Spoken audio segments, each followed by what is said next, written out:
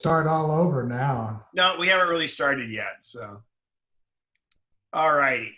So, all right, 10 past. So as we go along here, anybody, if you'd like, you have a couple buttons on your screen. There's participants on the bottom, which gives you a kick out of the people that are here. You can go over to their name that way and see them. Somebody's, let's figure out who that is. There's a microphone really loud here. Sir, we call them African Americanos here. Who's on the phone? Racist, but okay. All right, I think they muted. Thank you. If you're on if you have other stuff going on, please leave your mic muted. Otherwise, we're gonna have to mute everybody. So anyway, you have a participants button at the bottom that pops out a menu. And then you also have the chat. And in the chat, that's essentially like a little, it's a text message to other people or to everyone. So it's really kind of neat because you can communicate over there while their stuff is going on. And we should be good. So first and foremost, I'm going to pull up the keynote. Welcome tonight. Let me pull up the keynote here. And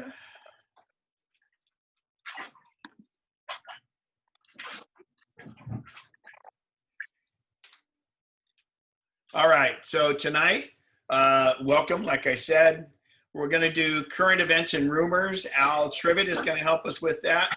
We're going to have our volunteer and member announcements. We're going to talk about the virtual workshops we're having, and we've got tech Q&A. And then at 7:45 sharp, we're going to take our break because at 8 o'clock we have Jason Snell, who's great. He was for decades the editor of Macworld magazine. He runs Six Colors website. He always likes to come to us in person, but with the current situation, he's coming to us virtually. And then at the end, we're going to have a virtual raffle.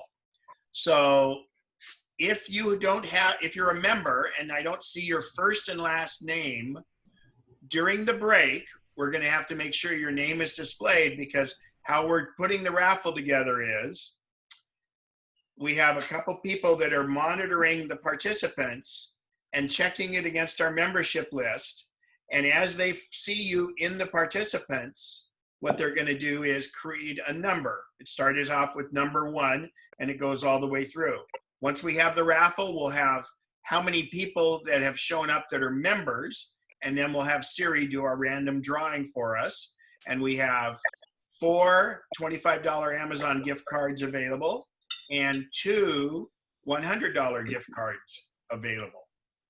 So unlike in the past, if you win a 25, it's not like the 100's a big one. So if you win the 25, that's it. You don't have a chance for the 100. If your number comes up a second time, we delete that one. So, or actually what we could do, I guess, if your number comes up a second time and it's a $100 one, then we'll re-pull the one for the 25. That's probably a fair way to do it. So, all right. So going along, so current events, I'd like to take and we're going to go and Al, let's see here. Al Trivet's he's been doing a really good job at Facebook and getting us up to speed on some of the different the different happenings on there. And if you're not on the Facebook group, it's fantastic. But Al constantly posts a bunch of stuff. So what kind of new stuff and rumors and things like that do you have for us, Al? Well, the big thing is that obviously 100 U.S. stores are reopening, including here our local Apple store. Most stores will be open for a curbside and storefront service. Yeah, they opened last week, I think it was. Yeah. There was a recent letter put out by the retail chief, Deirdre O'Brien. She says, you'll find yourself with plenty of space. Stores will have limited capacity with a renewed focus on one-on-one and personal service at the Genius Bar throughout the store. Face coverings will be required for both staff members and customers, with Apple providing masks if the customers don't bring their own. Temperature checks and health questions will be made at the door, including screening for people for whom have symptoms, have a like a cough or a fever, or who may have been exposed to someone infected with the virus. Or if they've been around a PC. That too. Hey, maybe there's a chance. Maybe they'll have some custom Apple masks. This might be an item, you know. Hey, there you go. Find There you out. go. There's a ticket. There's a ticket. I went to the Apple, the local Arden Fair site, and it gives a little bit more information about the store hours. I'm not sure if I can share this screen at all here. Yeah, Al, if you go to the green button and say share screen, and then desktop 1 in the upper left, are you on 1 monitor or 2? I'm on 2.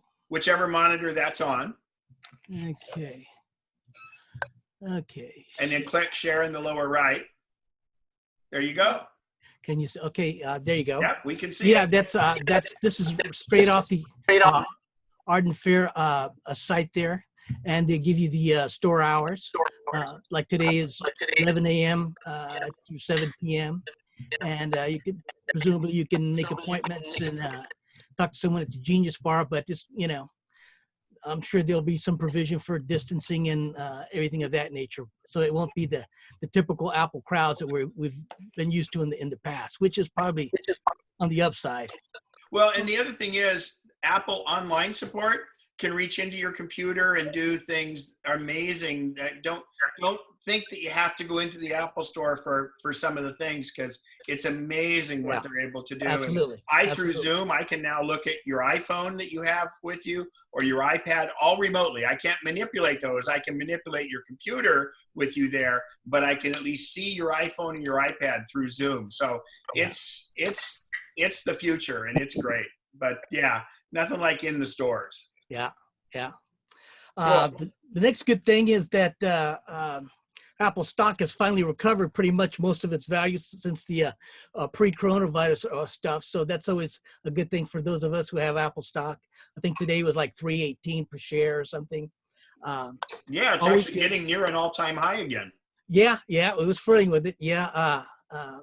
See, I'm looking at today's like 318.14. So anything north of 300, I'm always liking it. So I'm way ahead.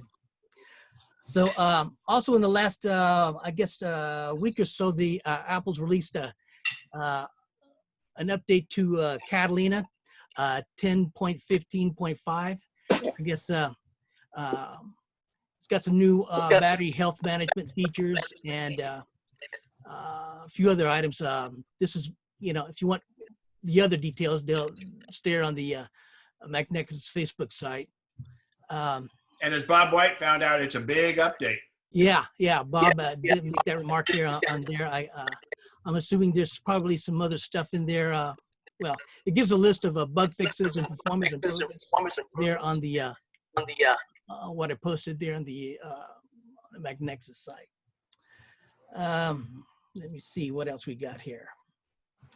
Of course, the new 13-inch MacBook Pro. Yeah, they refreshed that apparently. It's nothing I'm in the market for. I was hoping that they would have released a 14-incher, like the 15 went to the 16-inch. I was hoping the 13-inch would have gone to the 14-inch, but we'll see next year. It's always something new. Apparently, Apple and Google have been cooperating on this exposure notification API. There's a Macworld listing about it that talks in some great detail. I guess it's just an API. It's just some framework so that government officials and health departments and stuff, if they so choose, can access some of the capabilities of the Android and Apple phones to. Apparently it's set up with Bluetooth, but it doesn't track any of your personal ID, your internet service provider, or any of that stuff. And this Macworld link here talks about it in great length for anyone who's kind of geeky. I could read it, but and we know it's Apple, so it actually is very secure if they say it is.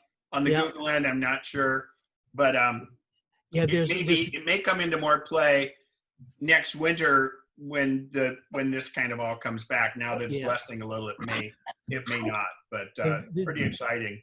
The- And but- indications are that this fall's iPhones may be delayed, but only a little bit, but they're still on track with them, and supposedly some pretty exciting things. Yeah, I guess there's only been, at the time of this writing, there are only 3 states which have announced that they will use the app: Arkansas, South Carolina, and North Dakota. None of them have rolled out any support for an app yet. Yeah. So it's still a kind of a work in progress. The only country that has launched an app using the API is Switzerland, and it's currently limited to Army members, hospital workers, and civil service there. So it's obviously a work in progress. The article is pretty good about describing what the that is pretty privacy oriented, and you can opt in or opt out, but And what it really does is, with the Bluetooth, if someone has been listed as being contagious, if you come in proximity of them, it'll let you know that you're near someone that's contagious, which is basically just saying, keep your distance. That's all it is.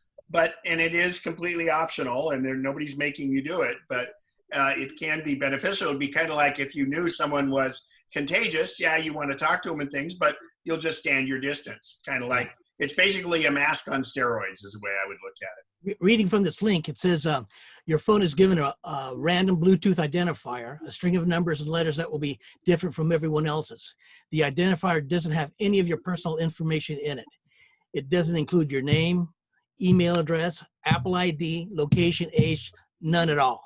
It's just a string of letters and numbers whose sole purpose is to be different from everyone else's, to be unique. Yeah. Your unique ID number changes every 10 to 20 minutes. Your phone broadcasts its unique ID string over Bluetooth to every other phone it comes close to. Those other phones are broadcasting their identifiers too. And everyone's phone keeps a log, a record of all the unique but anonymous ID numbers to which your phone has come close. There's no information in there to tell you who those people actually are or where you were near them. And some people have really overreacted to the whole privacy part of it. Again, remember, I'm not so sure about Google, but as far as Apple goes, you're pretty well covered. And they're doing the right thing, and it's still a total opt-in thing. So thanks, Al. I sure appreciate that. That's great. Yeah. So going along, I want to, let's see here. We have, I'm looking over at the keynote here. All right, first we're going to have volunteer announcements. Do we have any volunteer announcements that we need to address? Can we have Al release his screen share? Oh yeah, go ahead. I can do that here actually, I think. Can you do that? Yeah. Stop sharing. Yeah, just hit stop sharing. Thanks, Al. No problem. Appreciate it. There's more stuff, yeah. All righty. So volunteer, I don't know if I see Donovan around, but any other volunteer announcements? I don't really think there's any.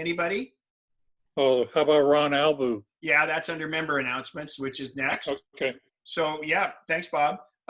Ron, are you here?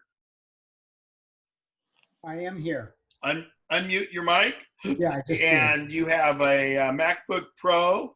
Sounded like a pretty good one that you want to be able to make available for members at a pretty good deal. So go ahead and tell us what it is and what you want.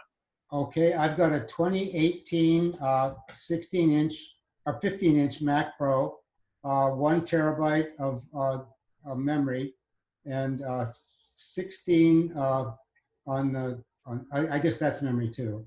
And I've got an Apple Care Plus that is good until January 21st of 2022. So it's got quite a ways to go. It's in great condition. I pretty much use it in my home office, and I use a monitor, so I very rarely use the computer separately.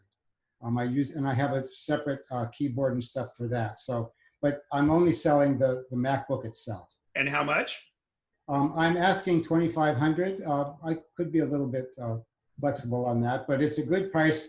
If you look at the refurbished ones, which come with the Apple, same kind of deal, they only have like two terabyte and 4 terabyte machines, which I think are unnecessary, and they're like 3,500. So mine is 2,500 with Apple Care. Apple Care, I think, costs 349 or something like that. So he's going to put the information in the chat. So Ron, what you'll do is in the chat button, put that information you sent in earlier, including your contact information, in the chat window, and do it to everyone, it says, is one of the first things. And then once it's in there, you guys can copy and paste that and contact him either through chat right there, or he'll give you his email or his phone number. When I tap on chat, it goes to screen share. No, that's next to chat. Are you yeah, on a I Mac? know, but I'm literally tapping on chat. Are you on an iPad or? No, I'm on my 2018 15-inch MacBook Pro. Uh-oh, it must be broken. The price just went down. No. That brings it down to $200. Yeah. So just you Let should me be share able my to. screen though, because I have a couple of things I can put on it. I hope. Let's see. No, we're not. We're just going to do this. You just have to Okay. click on chat. It should come out. If it doesn't, you need to work around till it does. It will Okay. pop out. Okay. So that's it. Thank you. Actually, here this comes up. We're going to be doing tech Q&A in a sec here, and so somebody's asking, are there any new members here? By the way, unmute your mic. If so, go ahead and introduce yourself. I forgot that's kind of Donovan's job usually. Nobody? Okay. No new members this month, so. Okay. Hey, and Bob, you mentioned about an email. I don't think I got that. When did you send the email about the things and the questions? Somewhere around 6:30. If you wouldn't mind resending that for me. It just came. Okay. Yeah, I'm We'll not do seeing that. anything from Sacto Bob. All right. So there's a question in the in here. What should I do with an old Apple TV? So just so you know, is Carolyn? Is this the little black hockey puck one? Unmute yourself, Carolyn.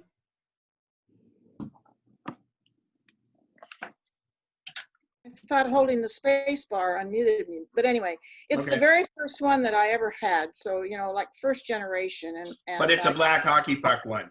yes, yeah, a little Okay. box. So that's that one. Yeah, you can't do a lot of the newer stuff on it, but you can still do AirPlay on it.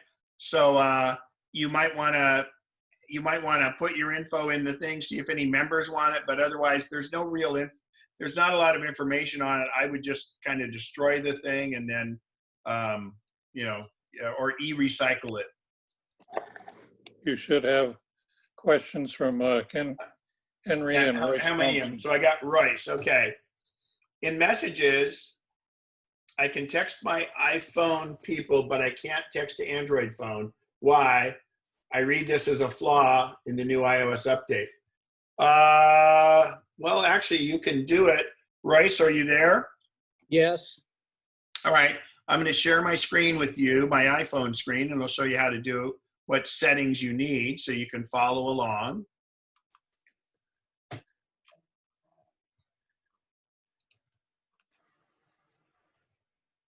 Okay, hang on.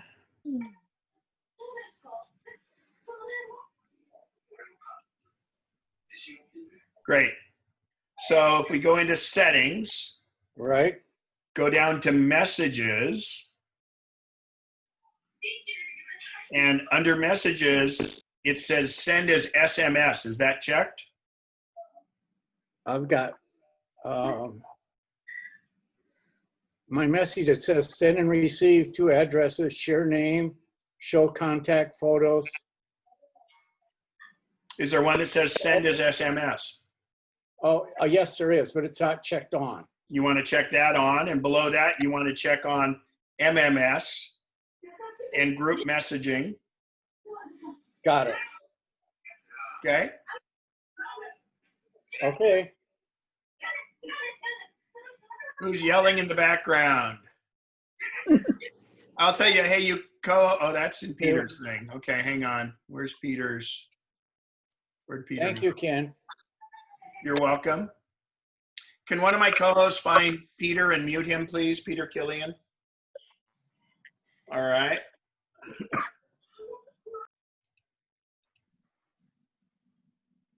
All right, from Charles Murphy. Oh, is this an iPhone? Oh, good, so it's an iPhone thing.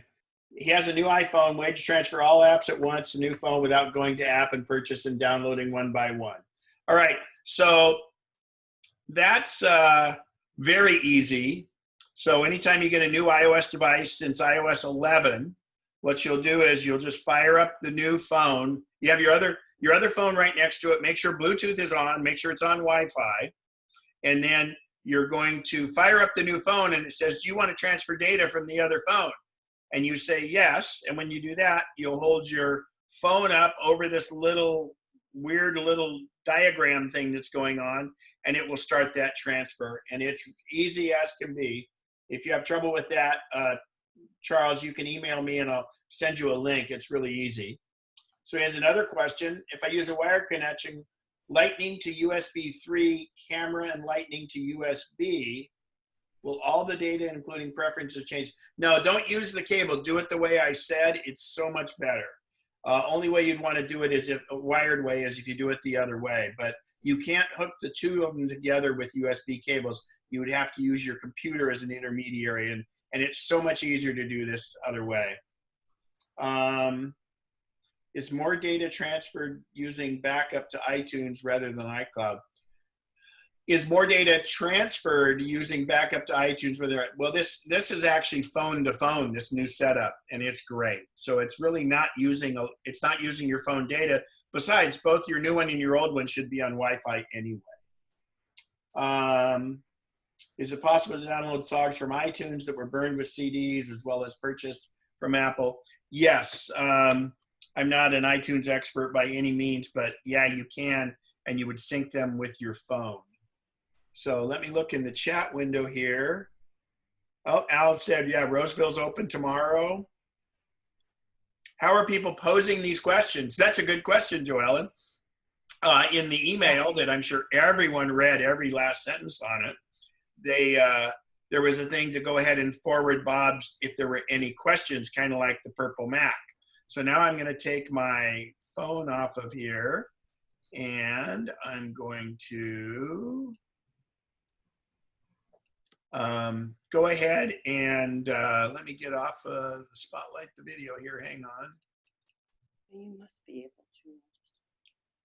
All right, so I'm going to take questions from the crowd. I'm going to tell you how to do this at first. The easiest way to do this is pop the participant window out on your screen. Click participants. On the Mac, it's at the bottom of the screen. It says participants.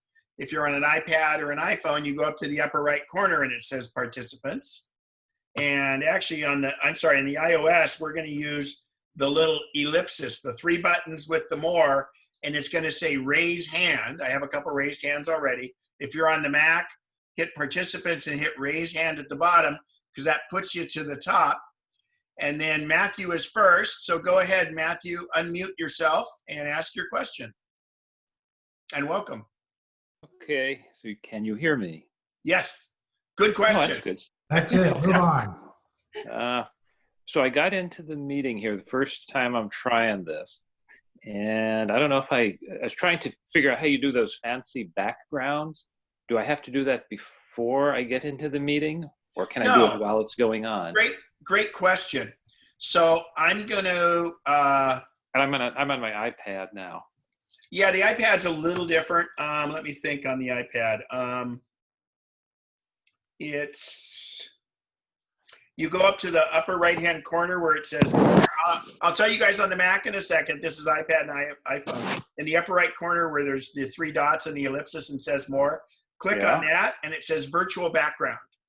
And when you tap virtual background, you'll go Mine in there does not. and you'll pick a background, and like, don't do like Karen has. Karen, you have a moving background.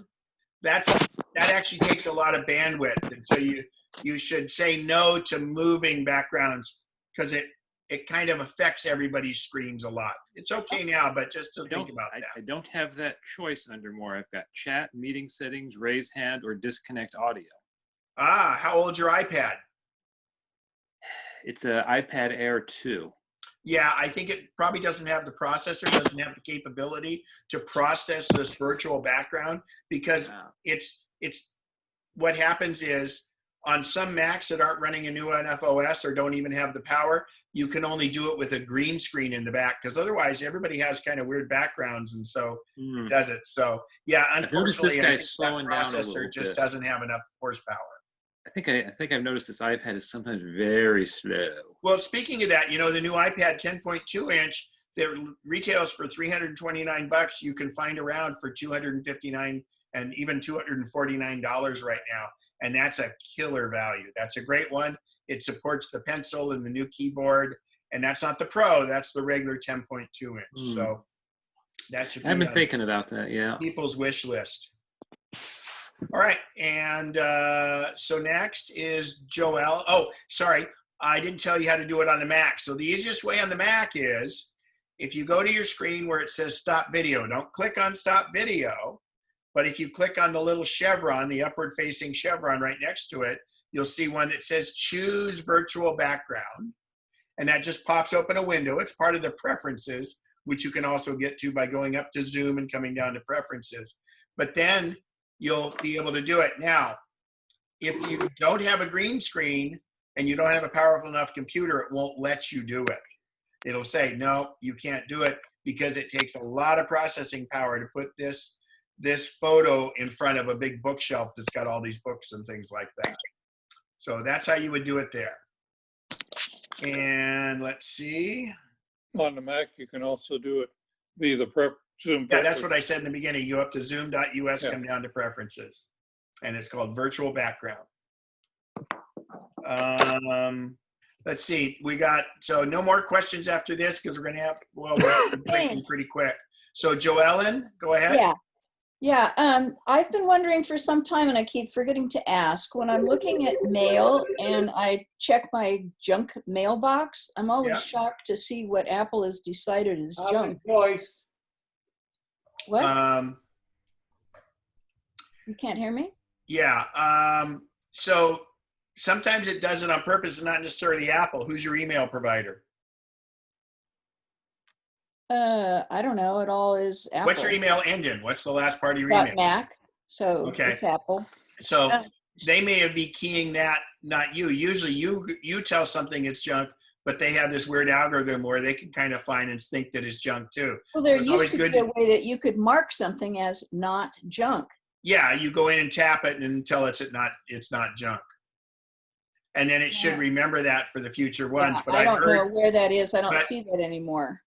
But I've heard that the thing is that if you still have remnants of other ones from that same one in your junk folder, it'll stay there. So yeah, it's tough to manage. So well, I just transfer them out. I send them back to the inbox. But right, you have to get every iteration from that same person for it to be effective. And you have to tell it it's not junk. But I don't know how you tell that it's. Are you running Catalina or Mojave? Say it again. Oh, What? Mojave. Okay. Whatever. Yeah. Let me look.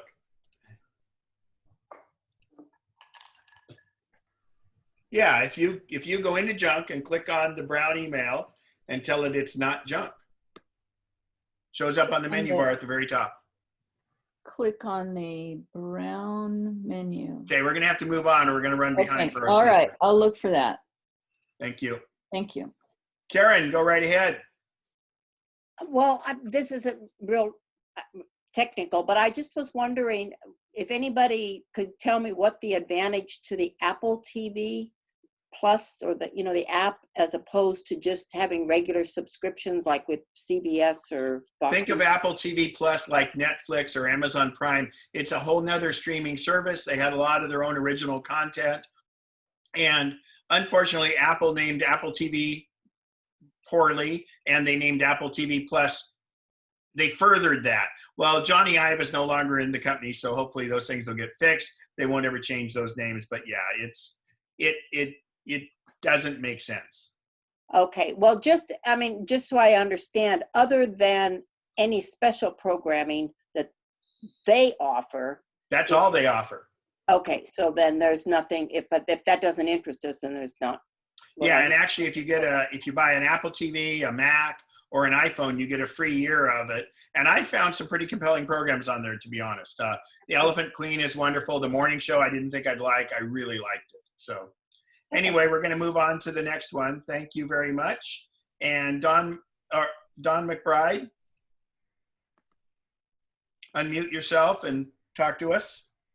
Yeah, I'm trying to get my Apple Card number, and it says to go to the wallet and the Apple Card. And well, why don't you put it in the chat and chat it to everybody? Okay. We'll see if it's right. Okay. What's asking you to put the number?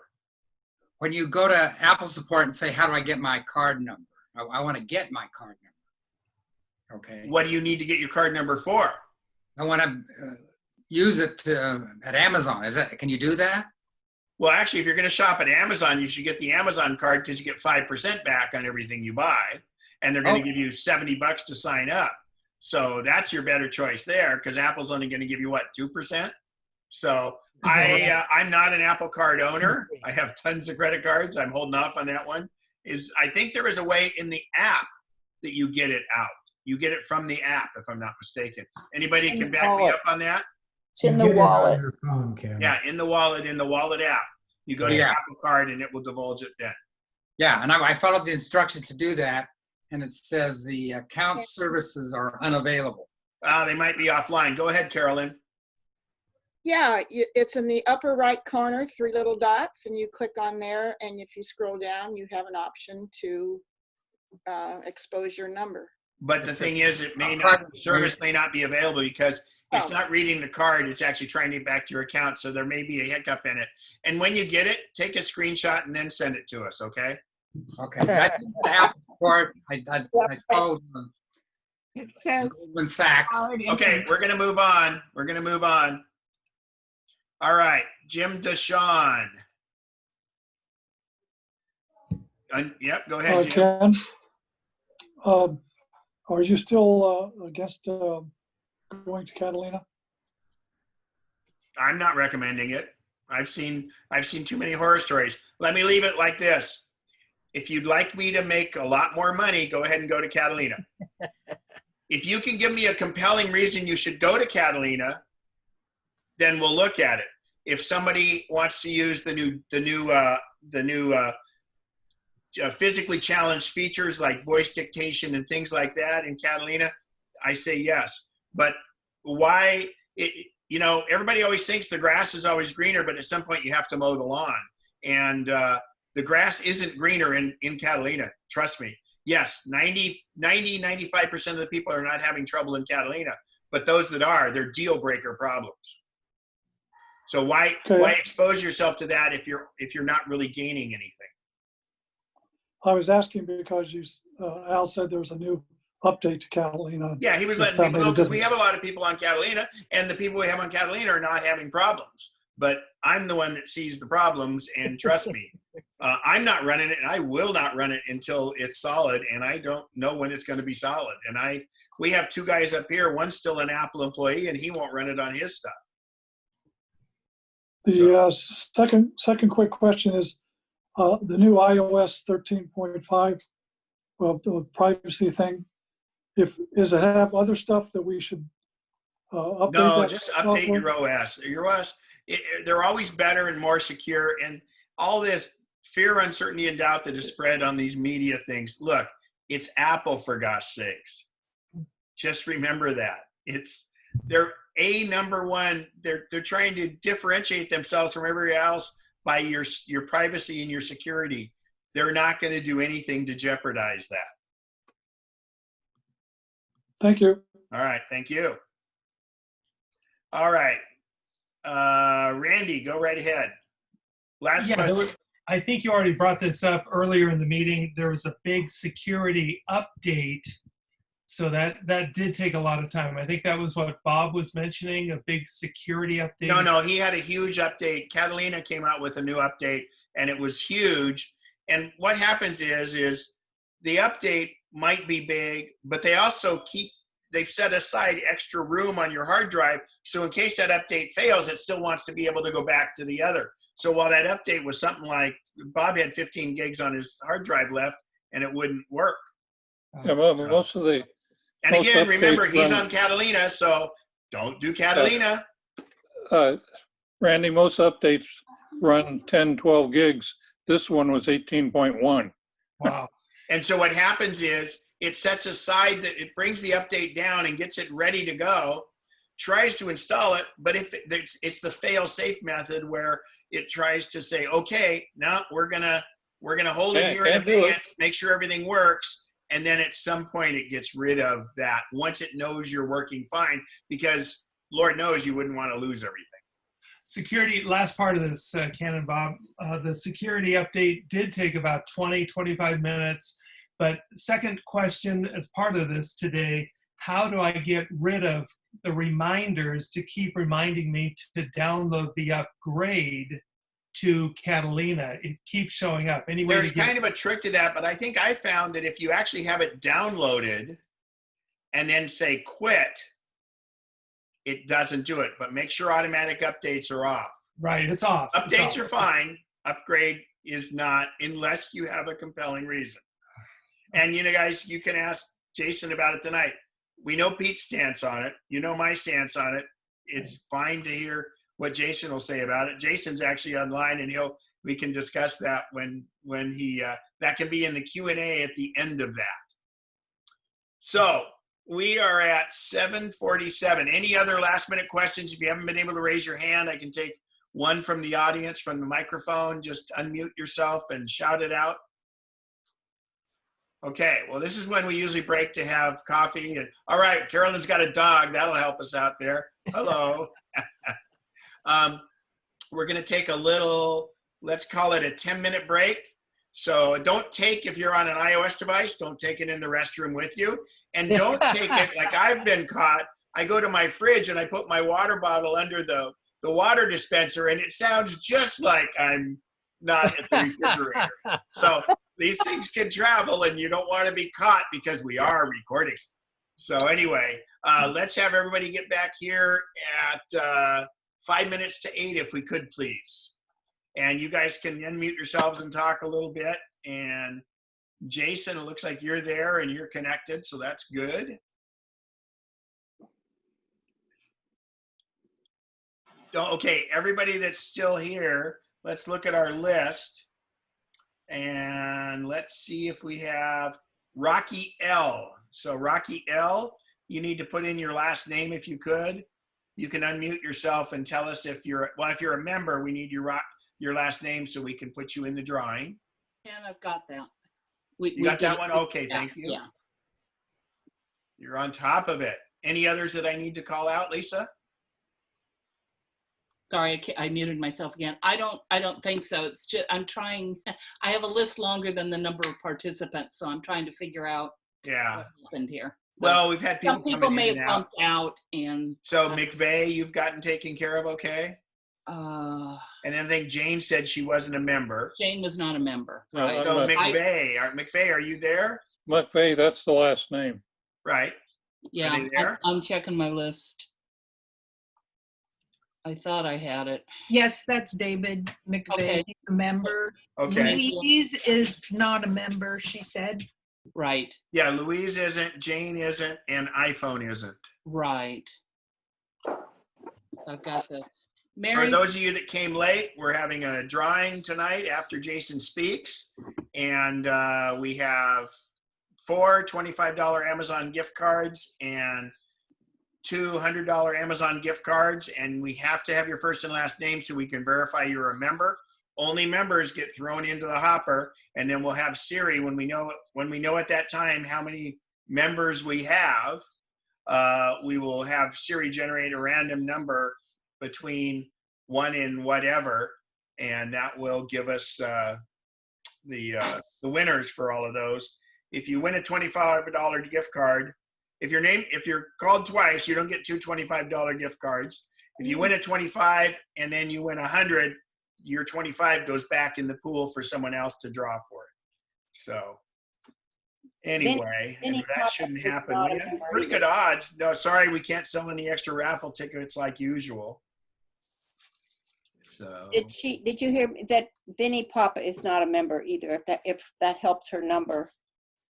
Oh yeah, we're doing it by names. So do you have somebody, I didn't see a Vinnie. Oh, there we go. At the very bottom of the list. Okay. Thank you. Yeah, it's kind of per household. So, but that's fine. Okay. Well, he's on his own. No problem. Any other questions from anybody out there? This is a good time. Everybody's got a lot of empty chairs there. Ken, yes. How do I send a chat response? So if you click on the person, that will give you, it'll change down below. Otherwise in that chat, it'll say everyone, or it's the full list of everyone that's in the chat. But did someone send you a chat? Joellen sent me a chat, quotes privately. Right. I'm just trying to say hi, Joellen, back, so I don't know how to send it. Well, you type the message down below and hit return or enter on your keyboard. Does it say Joellen under the to part? I'm getting a tone. No. Are you on a Mac? Yeah. Did you type so at the bottom? It went? That was it. Okay. I didn't have the cursor in there. Ah. Okay. Okay. It went. Thank you. You're welcome. I got a question. I've got a message saying that I'm running out of memory to optimize on my MacBook. Well, do that. Rub your tummy and pat your head. Spin around 3 times. Do you have a lot of other stuff running? Running right now, yeah, I usually have 5 or 6 apps running. Yeah, and is Microsoft any of those? No. Okay, what do you got running? I got LibreOffice I use instead of Microsoft. Okay. Generally speaking, some it's probably not released the memory, so. I'm sorry. I said memory. I meant disk space. Oh, you're running low on disk space. Yes. Oh, do me a favor. I've already moved my photos into iCloud. Go up to the Apple logo and come down to About This Mac. Oh, that's where it was. I was using disk utility. Click on About This Mac and click on the Storage tab and tell me what you have. Okay. Of course, you could do what I did today. Bob, I got him working on this. Hang on. Okay. So I have 9 gig available out of 250. Okay, that's not good. Yeah. You should be worried when you have less than 20% available. When you have less than 10% available, that's bad. Yeah. So you said it's 256, so I assume you have a solid state drive. So you said you did iCloud library for your photos? Yeah. Just recently? No, a couple of months ago. Okay, so in that same screen, do you see Manage on the right-hand side? Yeah. Click Manage. All right. The other thing I can do is, why don't you do me this? This is a culprit sometimes. Leave all that up. Go to your do you use the mail application or do you get your mail in a browser? In a browser. Oh, so you don't use the mail application. Never mind. Occasionally it pops up and downloads stuff because Well, then go to your mail application. And once you're in it, at the very top, it'll say Window. Okay, it's coming up. It's slow. Yeah. Oh, okay. Go up to the word Window, come down to Connection Doctor. Let me know when it's up. Okay. And is there a little check mark next to saying log connection activity, or is it unchecked? It's unchecked. Okay, then that's not a problem. If it's checked, it can be multiple gigabyte files. So close that window. That's not the culprit. You're going to have to go in and manage your disk space in there and see what's taking up all that room. And you really need to do it. What Mac are you on? It's a 2014 MacBook, 12-inch MacBook Pro. No, there's no such thing as a 12-inch MacBook Pro. Oh, well, whatever, 14-inch maybe. 13. The 13-inch MacBook Pro? Oh, yeah, 13, yeah. So in what year? About 2014. 2014. You don't have a DVD drive in that, right? No. Yeah. You should go to macsales.com and see if you can expand that drive, because 256 of hard drive space or solid state drive space isn't great. Yeah, I was thinking of trying to get an external SSD, but I'm not sure if it's... Yeah, you can do that to offload stuff, but then if you do that, don't forget that you still need to make sure it's backed up to Time Machine. Yeah. All right, any other quick questions? We got another minute or two. Anybody else? Where did you say to go to get that internal drive expanded? Yeah, well, if you can, I'm not sure if they'll do it for your model, but the best play is at MacSales, MacSales.com. Yeah. That's something I can install myself? Well, they'll have videos on there. You can check it out and see, but yeah, not sure. Okay, everybody that's here, hopefully you have a first and last name listed and you're a member. Royce, did you have a question or are you just waving at me? Your mic's muted. If you're trying to talk, your mic's muted, Royce. Okay, no, I just was waving at you. Okay. All righty. Oh, Donovan joined us. Jonathan's here? Yep. Good. All righty, and it looks like everybody has a first and last name. So just so you know, we're going to have at the end of Jason's presentation, we're going to have the raffle drawing, and we want to make sure that everybody's included.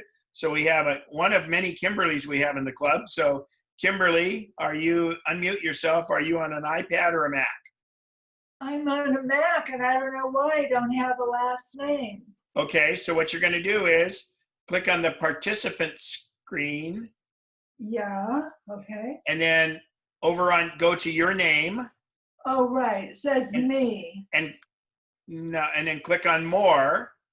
Well, there's a little blue badge. Click on more and say rename. Oh, okay, got it. And your friend and my friend Louise Brown is on here too. Oh, great. Hello.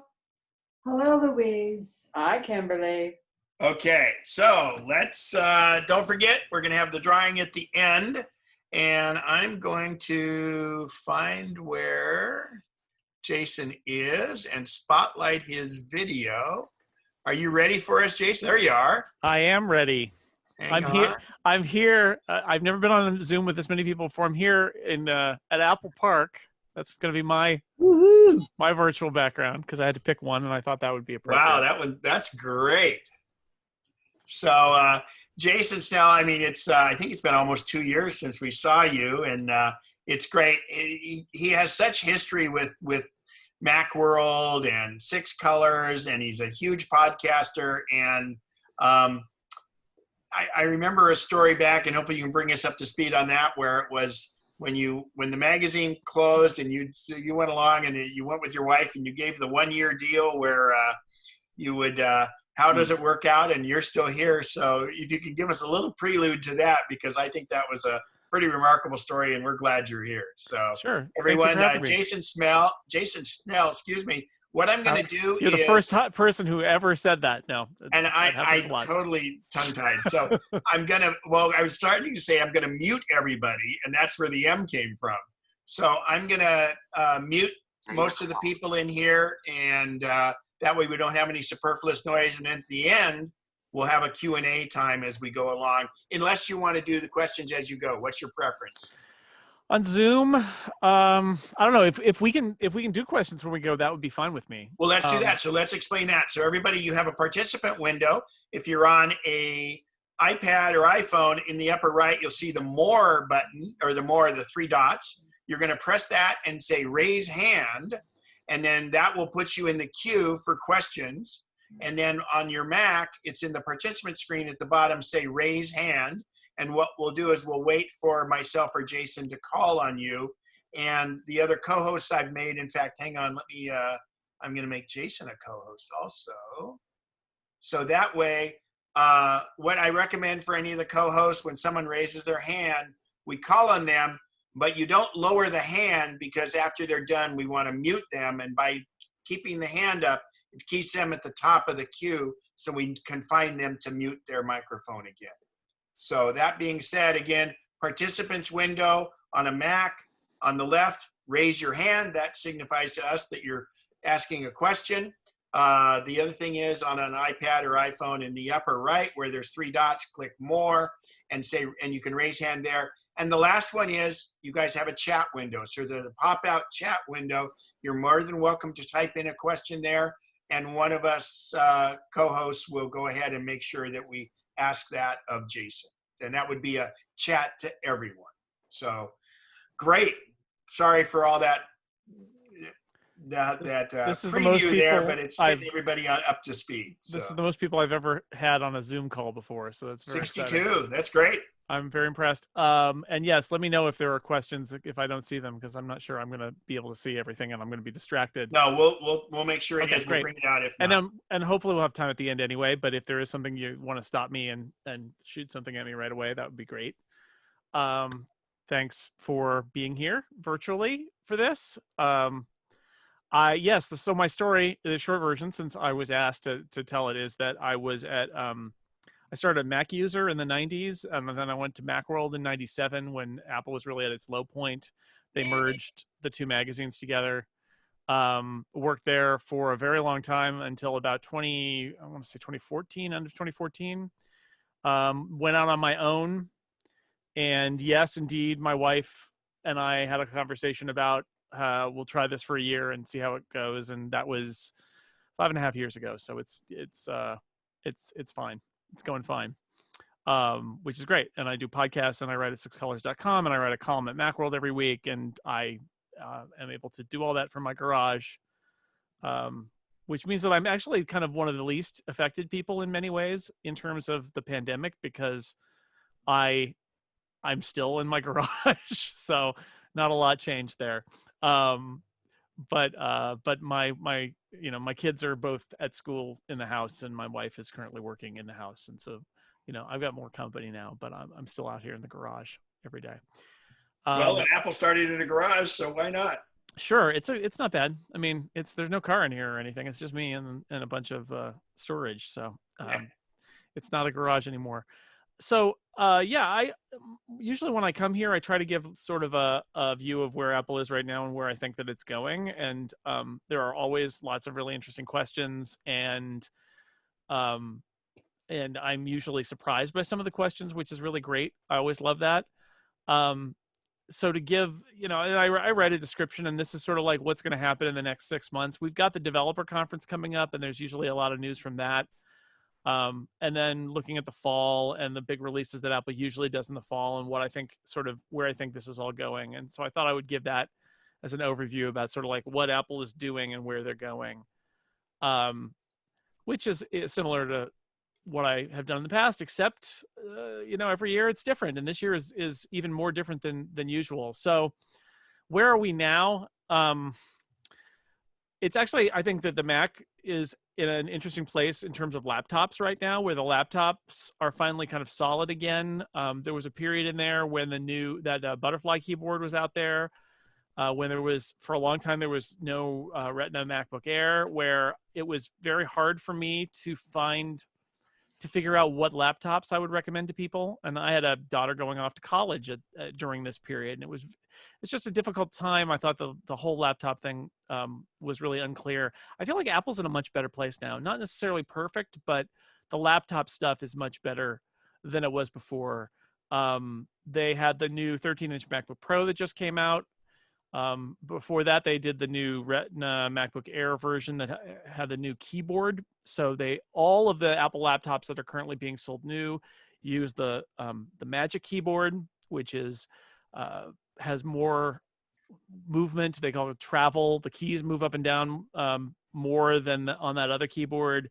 And the general sense is that that butterfly keyboard was less reliable, that it was you get something down in it and you'd have keys that would stop working, or they'd double letters, and then it was a whole thing to get them to be fixed. At the Apple Store, it was a whole tragedy. They set up a special repair program, but clearly at some point they said, let's just get rid of them, and they've gotten rid of them now. And so that's good. I have a 13-inch MacBook Pro here. I have a Retina MacBook Air here. I like the keyboard. It's good. The MacBook Air is still the product, that the laptop that I make my default recommendation for people. I have a story that I update every year. That's what, if people ask me a lot, what laptop should I buy for my student who is entering high school or going to college or whatever it is. And for a while there was my feelings were kind of iffy about it, but I feel like the MacBook Air really is the right choice for the vast majority of people. If you need more of everything, I think the higher end of the two 13-inch MacBook Pro models or the 15-inch MacBook Pro model are obviously there. They're more powerful. They're also much more expensive. They've got the touch bar.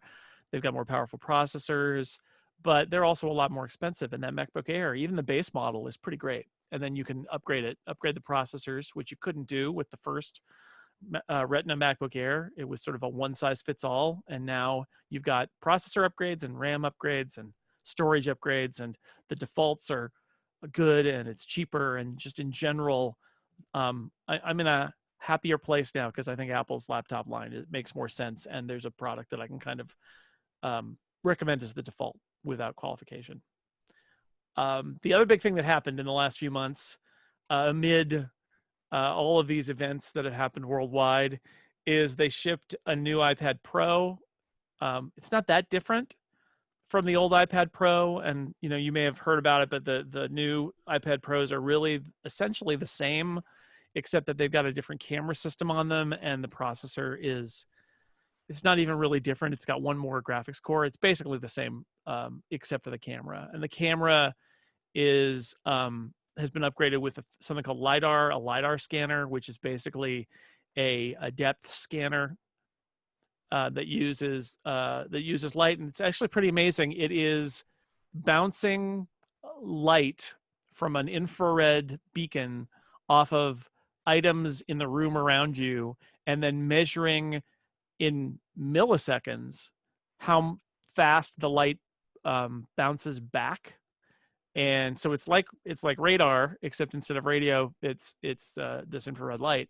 And using the speed of light, it can actually calculate out and make a depth map of a room, which they're doing mostly for augmented reality stuff, which is interesting because I don't know of that many people who are doing anything with that.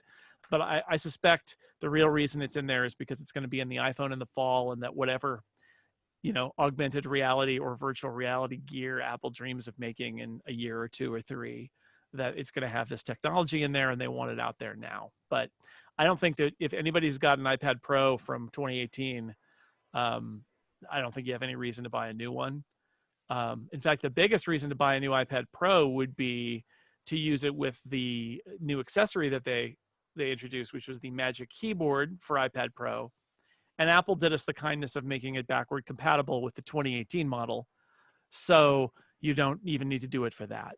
And that's the funny thing about all of this, is that it ends up being that the accessory is the story here, not the iPad upgrade, because that Magic Keyboard accessory has a trackpad on it, as you probably already know, has a trackpad. They did a software update that puts a cursor on the iPad if you either use that Magic Keyboard, or if you even attach a Bluetooth mouse, you pair a Bluetooth mouse or a Magic Trackpad from a Mac. If you connect that to the iPad running iOS 13.4 or later, you get a little circle cursor, basically a pointer.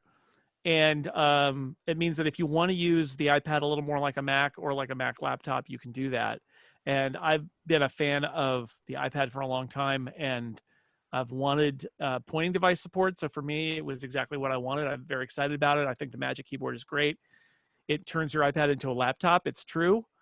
A lot of people ask me, well, if your iPad's as heavy as a laptop and has a keyboard and a trackpad, why don't you just get a laptop? And my answer is always that with the iPad, I can take the iPad right off and walk away, and suddenly it's half the weight and it's just a tablet, and I can't tear the screen off my, well, I could probably tear the screen off my MacBook, but it wouldn't go back later and it wouldn't work when I did it. So that's for me is the great thing about the iPad now, is that it can be so many different things. You can draw on it with a pencil, you can just hold it in your hands as a touch tablet, and now you can snap it into this Magic Keyboard, and it's a keyboard and a trackpad, or you can use the Smart Keyboard and just use the keyboard and touch the screen. So and the processor is so capable. That's one of the funniest things about it, is that when they in the fall of 2018, when they announced the iPad Pro with this new processor, they said it was faster than like 95% of the PC laptops that have been sold in the last year. And the truth is, it's really still faster than most PC laptops and most laptops in general that are out there. Even now, that processor was so far ahead. So the speed is not the issue, right? It really is that Apple's needed to get the software kind of up to speed, and that includes supporting the external pointer, and it's done all of that now. So I think the iPad's in a really good place. I have more to say about the iPad later when we talk about what's coming for the operating system updates with the developer conference. But I think that was a really exciting milestone. It's just funny that usually the release of the hardware is the milestone, and in this case, it's the accessory and the software update, I think, that were the big milestone. So let's see. So let's talk about the developer conference. Usually everybody gets together in, it's been San Jose the last couple of years in the first week of June, and that has obviously been completely changed by world events. And Apple knew this was coming. Santa Clara County, where Apple is located and where this event is, really they had a huge outbreak. I think the big outbreaks were happening simultaneously in Santa Clara and in Washington State, around Seattle and King County especially, and in New York City. And the health director in Santa Clara very early on started making pronouncements about public gatherings and things like that. And as a result, they seem to have stopped their outbreak pretty well, but also it meant that Apple got the heads up pretty early on that holding an event in June with thousands of people coming from all over the world was not going to happen. So Apple hadn't announced the dates yet, even though everybody knows when they would have been, and took a few weeks and then finally made an announcement saying they were going to do their developer conference, but it was going to be entirely online. And they moved the date, if they didn't announce it, did they ever move it? It was not the usual and expected date. It was June 22nd, so it's later in June. That gives them more time to prepare. I think also they devoted some of their effort that might have gone to working on the first beta releases of this fall's operating system updates, instead to the software updates that they've released pretty quickly to try and start adding some tracking features for virus tracking to the existing version of iOS. So I think they have a couple reasons for their delays. Honestly, unless you're somebody who actually went to the event in San Jose, which is a few thousand people, I don't think it's going to be that big a change, because they already streamed everything online. You can go use the Apple website or Apple's developer app. You don't even need to be a developer. You never needed, well, originally you did, but for the last few years, you haven't needed to pay anything to watch the videos. The keynote is obviously streamed live. They usually do a operating system State of the Union, they call it, that's later on the first day. That's actually pretty great in terms of the detail. If you're interested in Apple stuff, that's one that I think you could watch, and I would recommend wholeheartedly. After that, it gets down into the weeds of software developer talk. And my experience as a not software developer at WWDC for the last 20 years has been, you walk into a room, and you sit down and you're excited about the subject, and there's 10 minutes of like really interesting stuff. And then they throw up like code on the screen and start talking about the code that you can write. And that's the moment where I like check my phone or I go try to see if there's something else happening, because it's not of use to me, and it's not of use to most people who aren't software developers. But that first day, I think, will still be pretty great. However they choose to do it, and that's a question. I doubt that they're even going to do it as a live event. I would be surprised. They might, but I think more likely it'll be pre-recorded. It lets them be perfect and get everything exactly right. Or it'll be somebody live somewhere, like Tim Cook live somewhere, but he'll be throwing to a bunch of pre-taped segments about what they're going to announce. So it'll be different. It'll be a different kind of keynote, I think. And, I think it's good. I think Apple has done a good job with that event over the years. I think it's the most important event on the calendar for people who pay attention to Apple.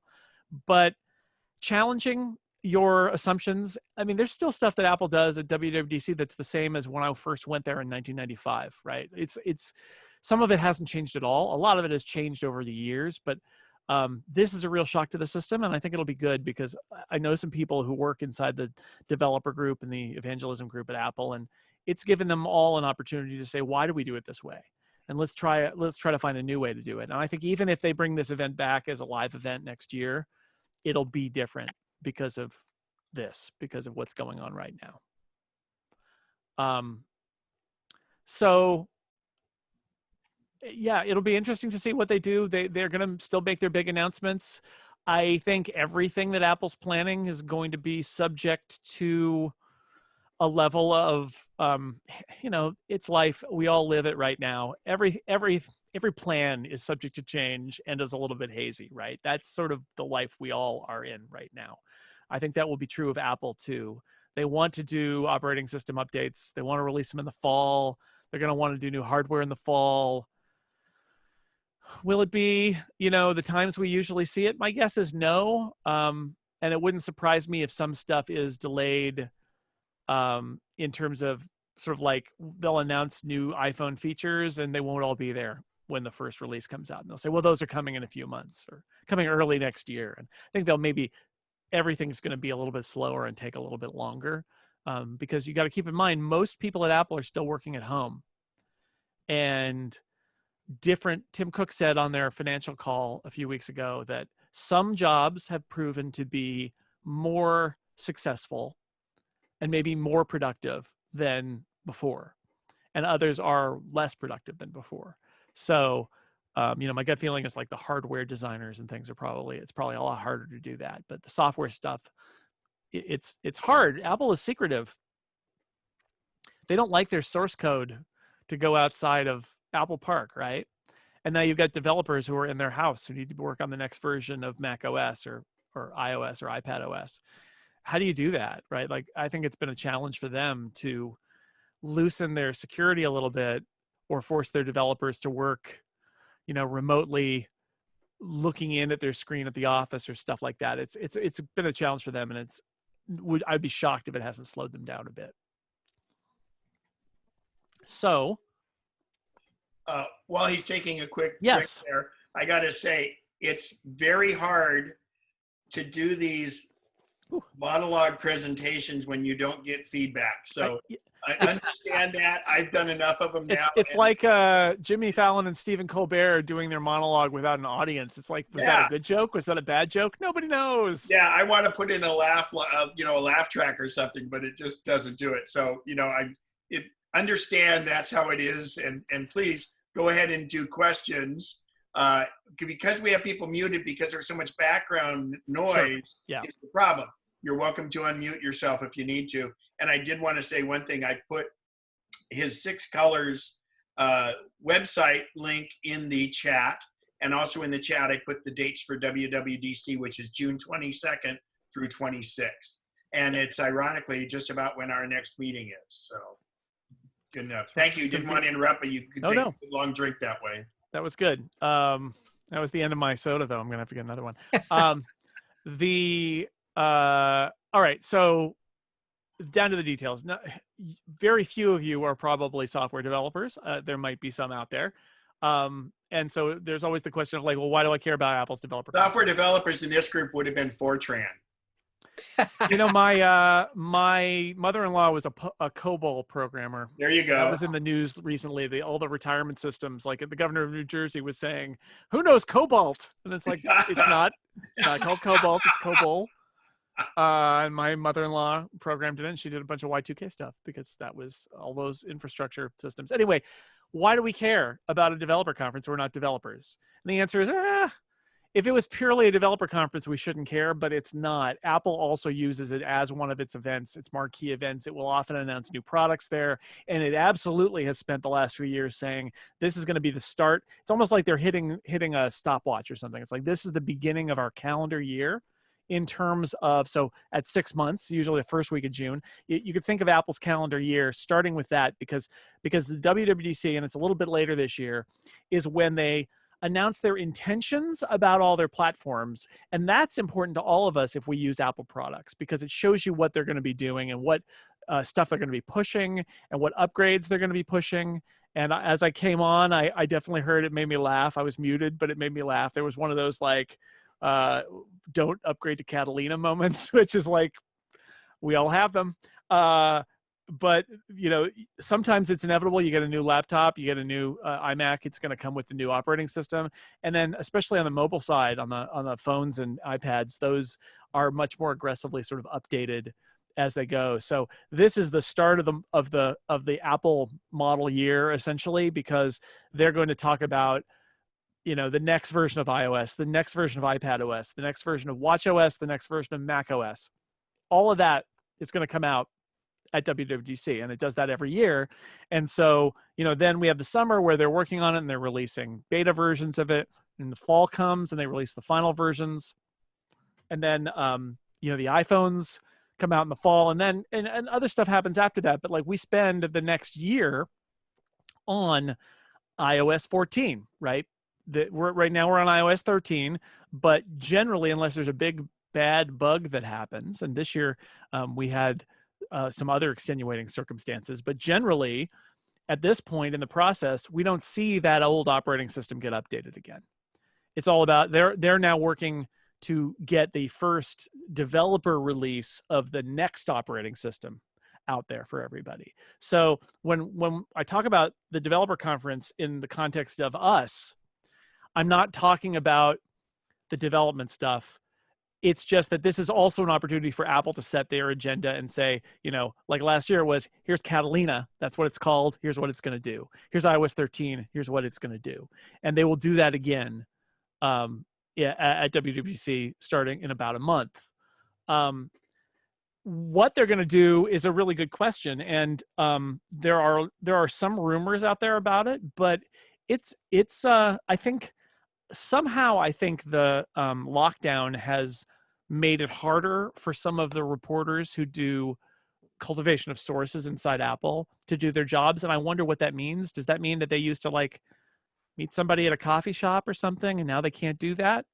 Because if it was all phone calls, they could do that still today. But maybe it was a little more personal, and now their sources have dried up a little bit. Or maybe people within Apple talk to one another, and that's how they got their information. And now that everybody's isolated, they're not talking so much, so they're not spreading information as much. I don't really know, but we don't know, I think, as much as we often know about what Apple's planning. I think I wrote a piece for Macworld that went up today where I wrote a wish list of items for the iPad. And my larger point was that I feel like the iPad is the one Apple product that feels like it has a list a mile long of things that it could do better. And it's not that I don't love my iPad, but like Apple's been trying to make the iPad more capable like a Mac for years now. And there's still they've come a long way, including the pointer support, but there's still a long list of things that I wish it could do that it can't do. And my list on the iPhone and the Mac and even the Apple Watch is shorter and less interesting, because how many ways can you say, I just want it to be better, do the things I wanted to do what it does now better? It's not very interesting, but sometimes that's the truth of it. And it wouldn't be the worst thing in the world if Apple took a year of their software updates and had their primary job be, let's do everything better, right? Let's fix the bugs and make everything faster and work more coherently instead of throwing in a whole bunch more features. And sometimes they try to do that. a year before last they tried to do that. So I think I'm hopeful that maybe they will slow down a little bit, and they may have to because of everything that's going on. But among the things that I would hope that we would see on the iOS and iPad OS front, improvements to shortcuts. If you've never used Siri shortcuts or the Shortcuts app, I love it. It's a great way to build little scripts. They're like macros. They're kind of like Automator or AppleScript to do things on your iPad or on your iPhone. I have one that puts up a notification with the current outside temperature at my house, which I've been using a lot the last couple of days. It puts it on it shows it to me, and it puts it on the clipboard so I can paste it and send it to people and say it's really, really hot right now, because that's fun. All my friends in Canada, where it's like cold and rainy still, I can tell them that it's 90 degrees or whatever, and that's fun. I use it for my work. I use it to post stories. I use it to resize images. But Shortcuts, if you don't know, used to be an app called Workflow. And although Apple has made some changes to it when they bought it and brought it inside, it doesn't feel like it's had a chance to make some major advancements. And I hope we see some this time. Now that it's been settled for a few years inside Apple, I hope we see more improvements there. I feel like the home screen can improve too. The iPad and especially the iPhone home screens are, they added some widgets to the home screen of the iPad last year, but they're largely unimproved. I'm not personally convinced that every single app that I have installed on my iPhone needs to have an icon on my home screen, pages and pages of icons. If you've ever used an Android phone, it's pretty straightforward. You can put things on the home screen, and there's also a list of all the apps that are installed, and they're separate and they're not related to each other. And I like it. I think that's better. I have a lot of folders that are just full of garbage. It's an app I need to use once every 4 months. And so and I just search for it. I use Spotlight to find it. I don't need to look for it. So I hope they will spend some time rethinking that. I do wonder if there are any ways where COVID-19 has changed Apple's attitude toward their development priorities, and I'm not quite sure what that would be. We've seen that they're working on these updates that enable contact tracing, aided by people. And I don't know how much you know about this, and if you're interested, we could talk about it later on, but like the way that the Apple and Google system works, where they're looking for Bluetooth and they log it, but they don't use it. And then if you get diagnosed with COVID-19, you can set a flag and it will look at everybody that you've come into close proximity to their devices over the last period of time and warn them that they've been in close proximity to you. It's a complicated system that sort of Apple built when it redid the Find My app last year, and it's sort of using that system. But I wonder if there are other angles, other features that are related to, like they made a change on Face ID to fail more quickly if there's a mask in the camera and show you your passcode entry instead, which is I don't know what else they could do, but it does make me wonder if that's something I'm going to watch for. Is have they come up with some ideas of ways that they could hopefully over the summer make changes to their operating systems that reflect the changes that have happened in our lives in the last 3 or 4 months? I don't know.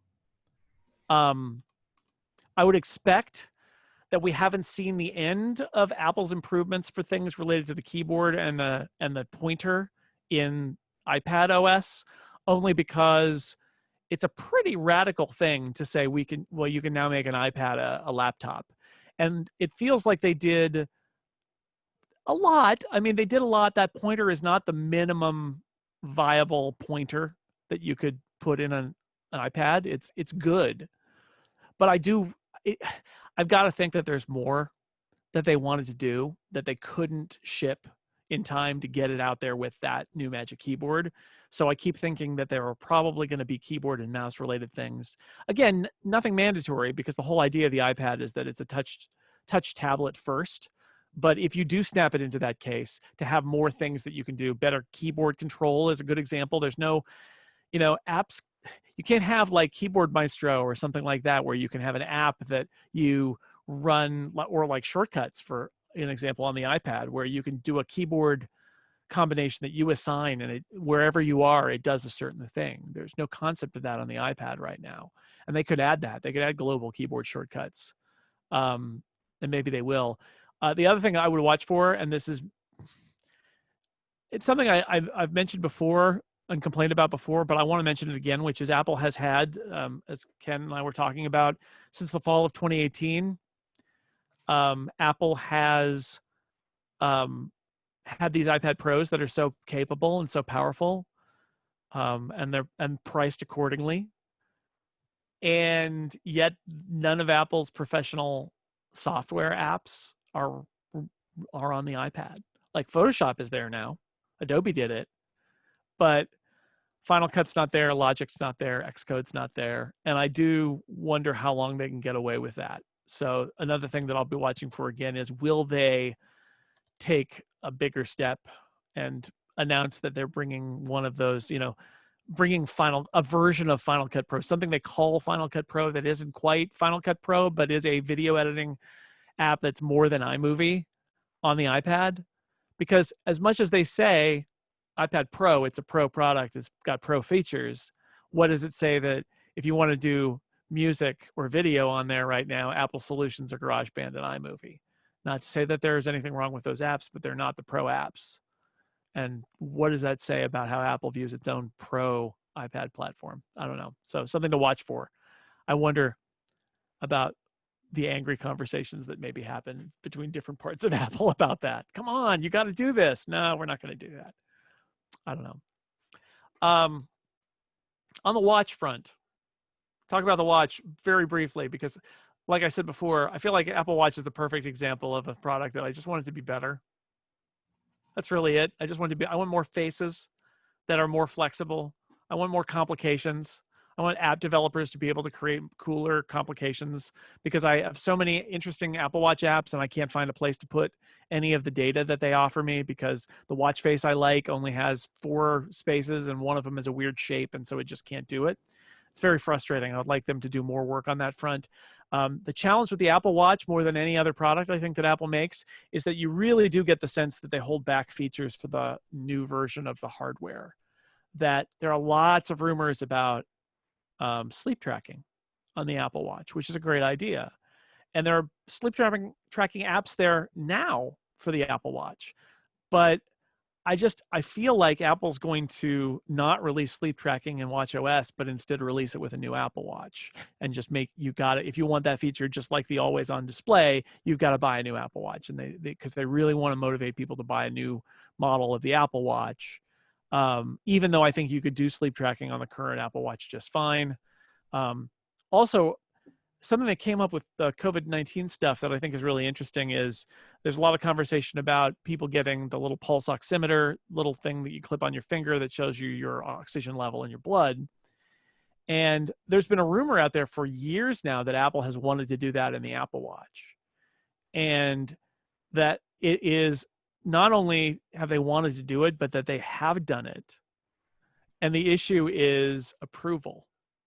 Like that they have a sensor that can measure that, but can they get it approved and what's it used for? Because everything that seems medical, you got to have medical approvals for, right? And they got the EKG in there, but or ECG, they call it, but either way, electrocardiogram. But what about the pulse oximeter? Could they do that? Would that be acceptable? Would it be allowed? Could they do that through a software update? I don't know. That's something else to watch, because my understanding, I heard from somebody who is an athlete who uses an Apple Watch, that there are certain stats in the Apple Watch involving your oxygen uptake that are these composite stats. They're like oxygen volume stats and recovery stats. That what this person told me, so I'm just relaying it. I'm not an expert at this, but what they said is the only way you can calculate that is that you're doing a pulse oximeter test. So the watch not only is capable of it, but it does it. But what it doesn't do is show you a number like the thing that you clip on your finger. That could be because, like, to get the ECG approved, it had to show certain levels, but also there's that false positive problem that people have so much. And then, of course, we're not just talking about the US, we're talking about internationally and getting all those approvals. Yeah, it took forever for the ECG to get around the world. It took, I think, more than a year for a lot of Even places to after get it. Cardia had done one for 2 years, the guy from the old Google guy. Yeah, yeah. So it's the medical stuff is a challenge. So anyway, at least, and somebody could prove me wrong, but because like I just was having a conversation with somebody, but they seemed fairly knowledgeable about this stuff and said that the Apple Watch absolutely measures that and has that number, but they don't show it and they only use it as a composite in these other things that they're doing because, right, to say, hey, you don't need to buy a pulse oximeter and clip it on your finger. You can just monitor it with your Apple Watch requires a level, it implies a level of accuracy. And there's a question of, is it misleading? And is it being used for various medical, yada, yada, yada. So I wonder though, given what's going on, if some of those restrictions might even be loosened, where if Apple goes to somebody at the FDA, I guess, and says, you know, people can't even buy these things and we've got it in the hardware. And it's actually a really useful thing to tell you that you might want to contact a doctor or go to the hospital if your oxygen falls below a certain point. Because that's one of the earlier predictors. Right? Can we turn this on? If they can do it, they should ask, and perhaps they will ask, because I have a feeling like the rules have changed a little and maybe they'll get a yes instead of a no. But anyway, it's something to watch in general. Like that's one of those examples that I could come up with about how our world having changed might lead to some feature changes that we weren't expecting. All right, let's talk about the Mac. Again, I came in, we got the don't upgrade to Catalina message that I heard, which is pretty funny. And I'm using Catalina now, and I there's some bugs. But I think this is one of those areas where I would say I hope we see them slow down and again take a year to, or take the summer to make everything a little bit better rather than throwing everything, you know, topsy-turvy and making things break and making things frustrating. If I had a list of things that I want to see on the Mac, they did Mac Catalyst last year, which lets people bring iPad apps to the Mac. There haven't been nearly as many as I thought there would be because Mac Catalyst has a lot of issues. The best Mac Catalyst app I have used is something I can't talk about because it's not out yet, because it's taken the developer so long to build it, because he has to work around all these issues with Catalyst. And now he actually wants to see what they're going to put in the next version of Catalyst, because if there are things that the next version of Catalyst solves for him, he's not going to try to work around them. He's just going to wait, which is really disappointing because it's such a good app and it should be released. But I also understand that. So I'm hoping that Apple will make some improvements to Catalyst so that apps coming over from the iPad there will be more of them and they'll work better and they'll feel more like Mac apps. So something to watch for. And the flip side of that is they also introduced this thing called Swift UI last year, which was a very, very early attempt to create a new way of developing apps and including the user interfaces of apps using Apple's Swift language based on that. And this is very technical stuff, and if you're not a developer, you don't need to care. But I think what is interesting is how does Apple talk about Catalyst and about Swift UI and about Mac development and about iOS development, just to see sort of like where are the apps coming from. Because if Catalyst is sort of never updated again, then this whole story of iPad apps coming to the Mac is really kind of blunted. And instead, they're moving on to the next trick, which is the Swift UI thing, which essentially is Apple's attempt to create a way for you to write an app sort of once and have it show up on all of its platforms, which is different from Catalyst, which is about taking an app you wrote for one platform, which is the iPad, the iPhone and the iPad, and then moving it to the Mac. Also, there was a rumor last year that they were going to, Catalyst was going to work with iPhone apps this year, and I wonder about that. I would love if people remember the classic Mac and the like desk accessories, DAs, or even dashboard widgets from back in the day. There are a lot of iPhone apps that I would love to run as just a little iPhone-shaped floating window on my Mac. I don't need them to take up a full screen. I don't need them to be like a full-blown app. There's some very simple, nice iPhone apps that I would be happy to run almost as is on my Mac, just rather than not get them at all. So it will be interesting to watch that. Also related to Catalyst, Apple brought a bunch of apps over from iPad to Mac last year, and then they did some that were new on both platforms. I think we have to watch for that again. The hot topic right now is maybe the Messages would get this treatment. Messages, as we use it today on the Mac, is basically iChat AV, just endlessly updated, and at some point they dropped support for AOL Instant Messenger and things like that. But it's still that same app essentially, and it doesn't have a lot of the features and a lot of the kind of bells and whistles that exist on the iPad and the iPhone. So will they do something like just throw away that app, or mostly pull out that app and replace it with the iPad version? And will that be good, or will it be bad? And my big Mac issue that I want to see is they introduced a bunch of security features in Catalina that mean when you try to do things in your apps, it throws up little dialog boxes that say, danger, danger, do you want to look at your desktop? This app that you installed and you ran and you chose to enable this feature, and now it wants to read the files on your desktop. Are you sure you want to allow that? Which is just ridiculous, right? It's like, it's my computer, it's my software, it's my desktop. What do you think? But right now, that's what they're doing. My hope is that come whatever they call this next one, macOS Folsom, that it will be, that was a Sacramento reference. Anyway, I got that. I'm pandering. That was shameless pandering. Why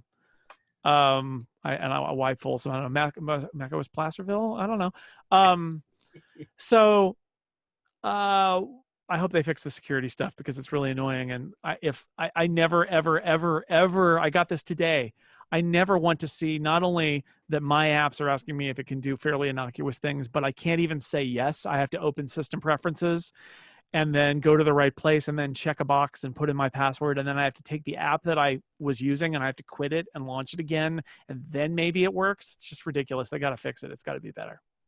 Please. That's so un-Apple-like. It really is. It's so frustrating. I get the motivation behind wanting to amp up the security, but and I'm willing to give some of the benefit of the doubt to them, but I should just be able to say yes in the app and then move on with my life. I shouldn't need to switch to another app and then quit my app and then reopen my app. It's ridiculous. So we'll see. Okay, 8:42. I have a little bit more. I'll try to speed through it a little bit and leave time. People are thinking about questions. I want to talk about the ARM transition, because this is something that I get a lot of questions about from people who are like, I don't really understand what this is. I don't know why I should care about it. And it may come up at the developer conference. And if not, it may come up in the fall, or it may come up early next year. But the quick overview is ARM is a type of processor. It's a reference. ARM is like a holding company that has a bunch of patents and references for processor design. It's not really important. It's shorthand. Apple designs its own processors, and their ARM processors. So what we're really talking about when we talk about the ARM transition or ARM Macs, what we're talking about is, as we mentioned, Apple makes an iPad, and has since 2018, that's faster than most laptops, including its own. Like the iPad Pro is still faster than the MacBook Air. And much longer battery life. So what if Apple designed a version of the chips that it puts in the iPhone and the iPad for the Mac and put them in the Mac? What would happen? Probably what would happen is that you'd get a faster laptop that had better battery life. That's pretty good. But anybody who has lived through processor transitions before, and if you're a Mac user, if you've been a Mac user for more than about a decade, you have lived through at least one. It's more complicated than that, because all our software is compiled, the developers who wrote it, then they build it, and it gets compiled for a particular processor. It gets compiled for Intel processors. And if you move to ARM processors, that software needs to be recompiled. So you have a situation when you make a processor transition where if you're using a piece of software that hasn't yet been updated to a new version that is built for the new processor, it's using the language of the old processor. The new processor does not understand that language. And so you have to do something that is either called emulation, or a more modern phrase is code translation. If you remember Rosetta from the early days of the Intel Macs, that's what that was. And what Rosetta was is essentially a PowerPC app would say, hey, here's some PowerPC code. And it would say, oh, you are a PowerPC looking at Rosetta. Here's my code. And then Rosetta would take it and go, doot, doot, doot, doot, doot, and then turn around and hand it to the Intel processor as Intel code. And it just kept doing that. And the result was that the apps were slower. But if the chip that you were using was faster than the previous computer you were using, you could often hide the cost of code translation. So those first Intel Macs were so much faster than the last PowerPC Macs in most cases, that the apps that weren't yet compiled for Intel were about as fast, maybe a little bit slower, but they were about as fast as they were before. And then when they got compiled for Intel, they were a lot faster. And the same was true with the PowerPC transition from the Motorola 68000 series back in the 90s when I was working at MacUser. Same deal. They had an emulator technology and stuff. 68000 code, those apps were slower. They were 60% speed. It's not great. So when we talk about ARM Macs, that's the big story, is you really need the developers to recompile their software for ARM. The good news is Apple is better positioned now than it's ever been in its history for that kind of a processor transition, because basically at this point, if you're developing Mac software, you're using Xcode. And you may not know this because, as we've established, none of us are developers, but all iPad and iPhone software is done on Macs, is written on Macs. And what that means is all iPhone and iPad software, when developers are testing it on their Macs, it's an Intel version. And then when they deploy it to an iPhone or an iPad, it's the ARM version. So Xcode already will build to either Intel or ARM. It's already happening. It's just not for Mac stuff. Mac stuff only builds for Intel. The point is not that it will necessarily be super easy, but if Apple gives developers enough warning, they can start working on checking the boxes and doing the things they need to do to test, so that by the time the ARM transition happens and there start being Macs that have Apple processors in them instead of Intel processors in them, which is very exciting because there's a lot of potential benefits there in terms of speed and battery life. If they give them enough warning, by the time you buy that ARM MacBook, a lot of the software you use will already be compiled for ARM, and you won't take that hit of code translation. And this is why when Apple moved from PowerPC to Intel, they announced it at the developer conference the year before they made the move. And that's why I bring this up now, is this, if they're going to do ARM Macs in 2021, now would be the perfect time to announce that they're going to do it, to give developers warning. I'll also point out, and this is purely a conspiracy theory, that when they made the Intel transition that summer, they offered to developers something called the Intel Developer Transition Kit, I believe, which was the body of a Power Mac G5, but there was an Intel motherboard inside of it. And you could get one of those as a developer, and it was a Mac that never shipped. They took them all back when they were done. But it gave them hardware to use to test and say, well, what happens if I try to run this on Intel? And so the question is, would Apple do that? Would Apple make an ARM developer kit for an ARM transition if they announce it this summer? And my conspiracy theory answer is they already have it. It's the iPad Pro, and they even have a keyboard and a trackpad for it. So that's my dream, is that they announce they're going to do this ARM transition. They're going to be like, you can just install Mac ARM on your iPad if you want to. And that would be really weird, but maybe that'll happen. But whether it happens next month or it happens later this year, I really do believe it's going to happen. And so the longer lead time they can give developers to prepare, the better, because it benefits us, the users, if we can run software that's running natively on the processor and not in emulation or code translation.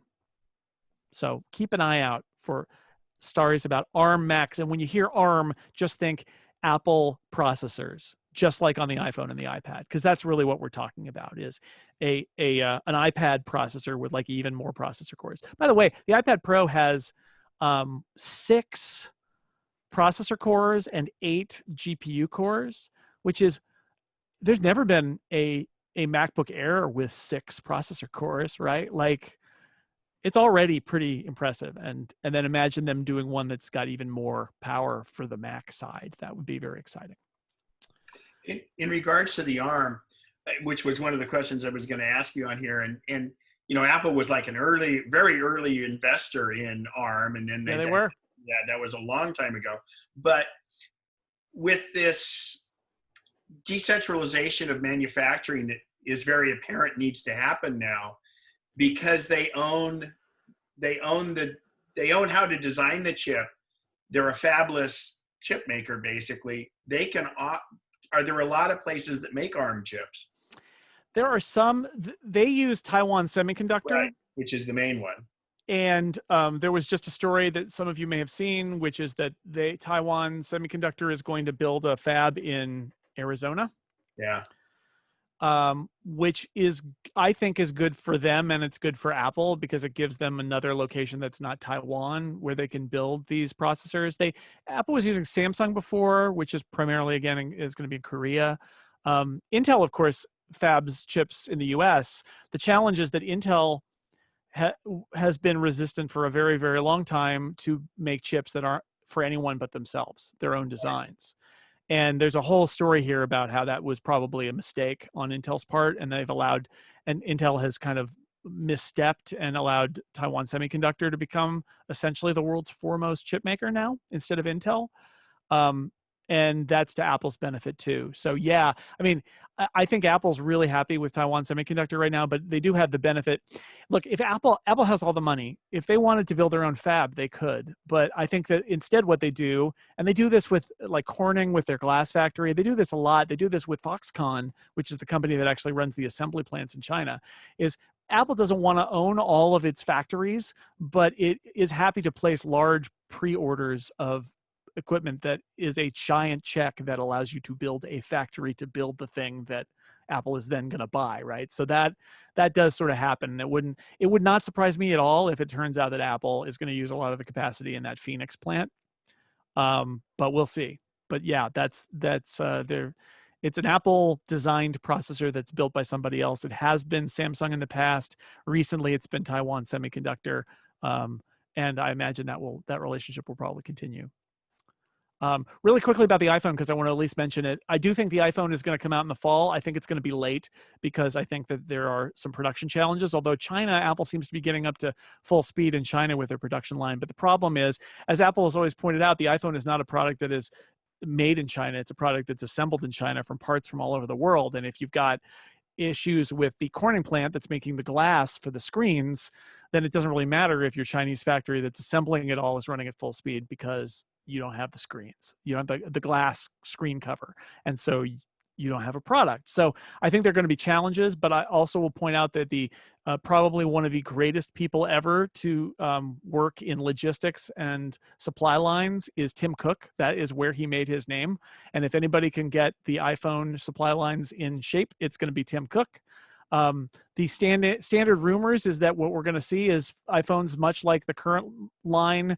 You know, we've got the 11 and the 11 Pro and the 11 Pro Max. I think, let's just call them the 12 Pro and the 12 Pro Max now, whether they name them that or not, we'll just call them that.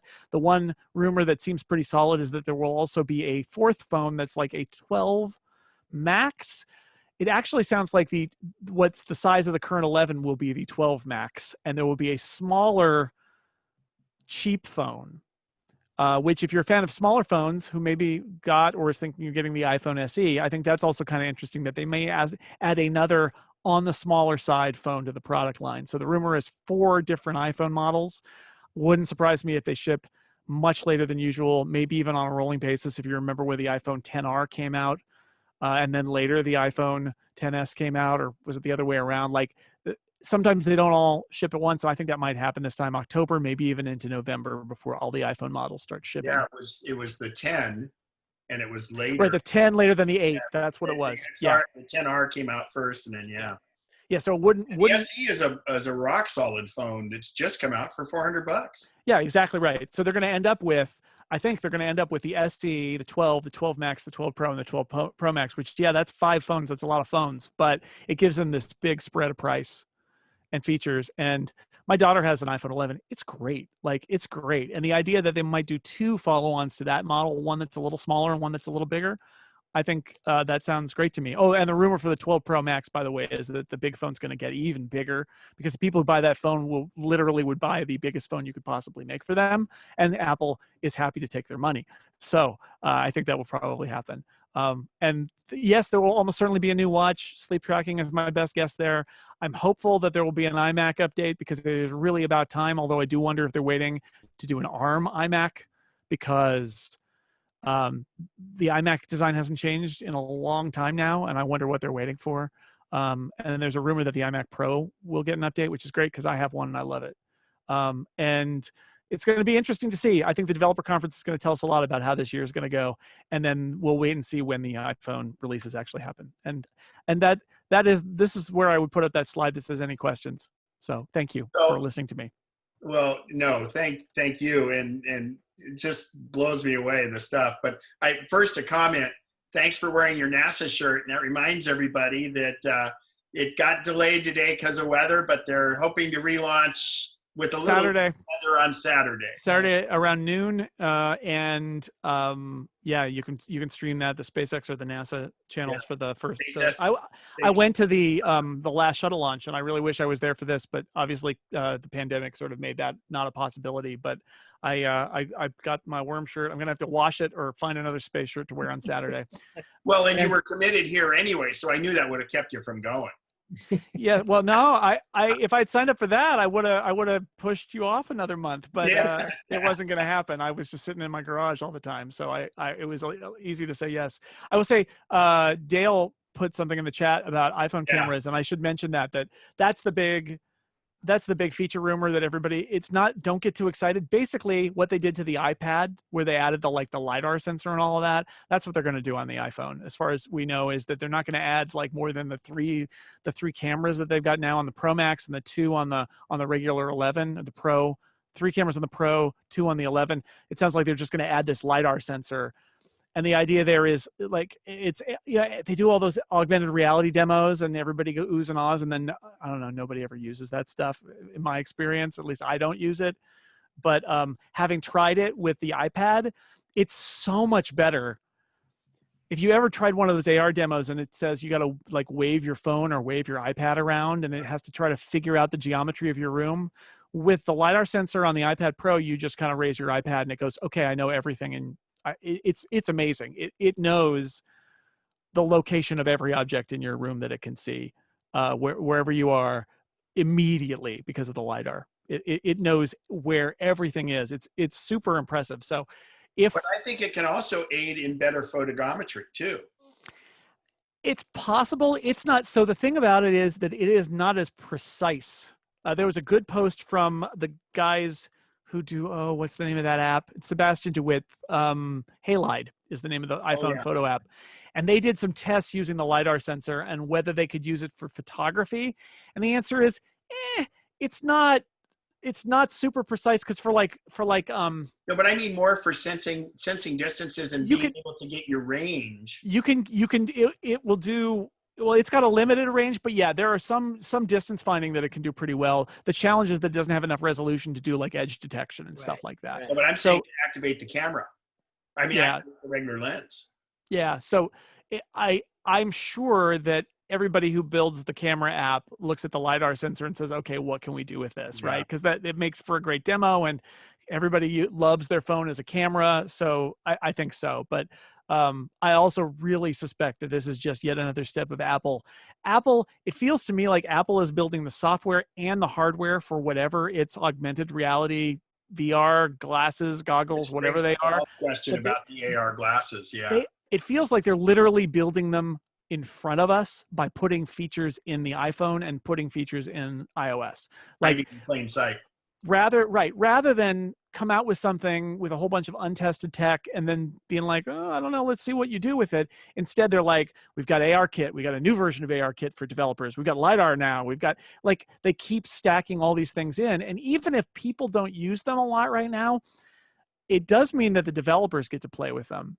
And that may seem irrelevant right now, but it does mean that when they ship a set of AR glasses, every Apple developer is going to be like, oh yeah, I know how to do that, because they will have already looked at ARKit and they will have looked at the LiDAR sensor and stuff like that. And I think it's really clever on their part, because they feel like the product's not ready, but they can start pushing the technology and the software into their existing products and use that as like a jumping off point. And that's, and you know, if Apple puts any feature in an iPhone, people will pay attention because it's the iPhone. What do you think about your feelings on the departure of Johnny Ive? And you don't have to be politically correct with our group. No, you know, the guy was a genius. He was checked out.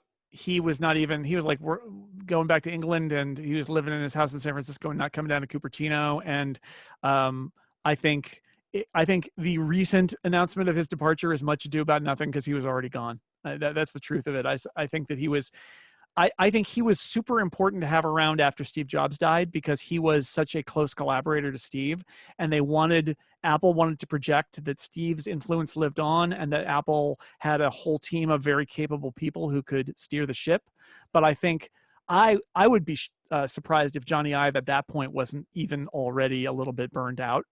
But I think it was super important for Apple to keep him around, just so, for appearance's sake, to say that he's a guiding star and he's going to be our guru of design and all of that.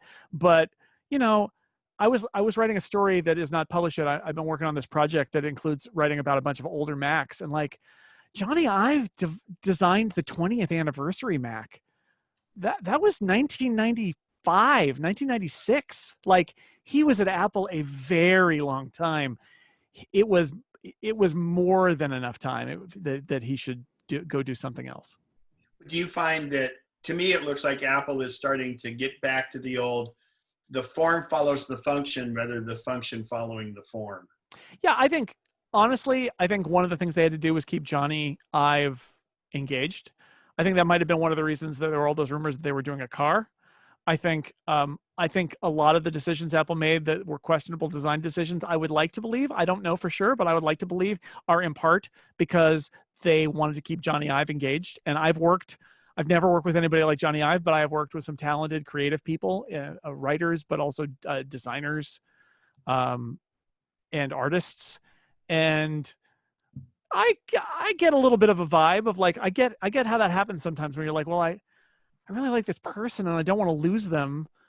They're kind of following their creative impulse into really weird areas that don't really work very well, but I'm just going to go with it. I'm just going to go with it because they're very talented and they're very famous. And I got a sense that was sort of what was happening. And you know what, even if you've worked for Johnny Ive for a long time and you disagree with him on some things, like, as long as he's there, it's very hard to like say, we're going to make a clean break and we're going to get rid of this thing because, you know, the last few years have been disappointing. We're going to do something new. Very hard. Even if he's remote, he's still there.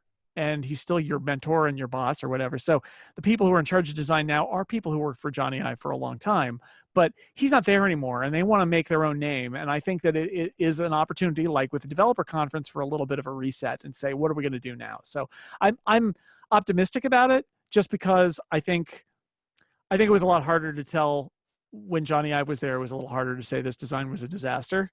And because you're literally our totem of like the greatness of Apple and Steve Jobs era and all of that. And I think they're going to be a little freer to be more critical now. Great. So I don't see any other hands raised, and we're getting a little late here. We've still got 59 people hanging on. Oh, you had NASA Geeks, Jason's Liftoff podcast rocks. Yeah, I have a podcast about space on Relay FM called Liftoff every other week with Stephen Hackett, and we actually did a little live stream today of what we hoped was the launch that didn't happen on YouTube, and we'll do that again on Saturday. But we do a podcast every other Tuesday about space stuff, and there's a lot of good stuff going on with space stuff these days. Yeah, I'll add that to my list. That's great. Sure appreciate that. So if anybody has, we could take a couple quick, just maybe 2 questions if from the audience, if anybody wants to unmute their mic and ask a question. And while we're waiting for that, tags. What about tags? Oh, ha. That product still doesn't exist, does it? I know. Apple Tags, it very clearly is a product that exists and that they just haven't released. Not a lot of people are going anywhere where they need to put tags on things, but exactly. Yeah, I mean, I think maybe they'll just reset it and put it out in the fall again and make it another kind of. They were hoping for last fall and it didn't happen. The idea here is that it's like a little tag that your iPhone can find, and modern iPhones with that U1 chip in them should actually be able to show you exactly where it is. Like literally, you can hold up your phone and say where did that thing go, and it'll like have a little arrow and it'll say it's right there. It'll know that precisely.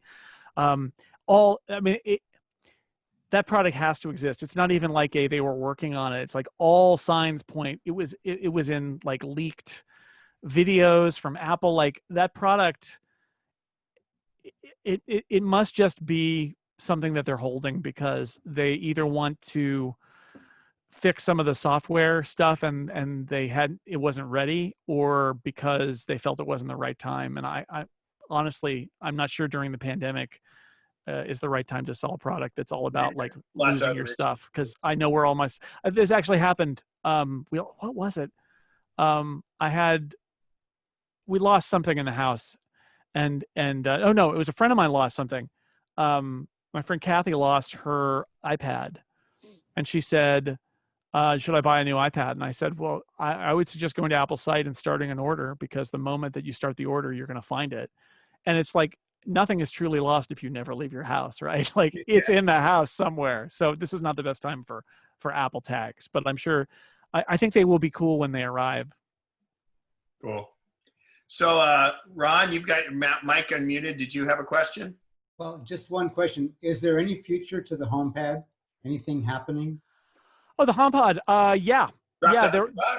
The rumor, I mean, actually, when they're deeply discounted, it's a pretty good deal. They're overpriced. It's not a bad product. It's got some issues, but the rumor is that they are building a new HomePod that's going to be a little bit smaller and a little bit less over-engineered and a little bit cheaper.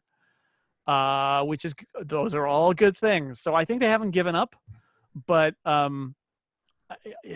think it's very typical Apple to release a product and have it be not received very well and be kind of a flop, and not say anything about it until the moment where they announce that they fixed it and done a new one. And the rumor is that they are working on something like that. But, again, that would be the kind of thing that I would imagine that they would announce. And they announced the HomePod at WWDC a few years ago. They could announce it now or in the fall, but, who knows with their schedules if they'll prioritize that or if they'll just say, let's wait until next year. Okay, then one second question on that. Is it worth getting a second HomePod, I mean?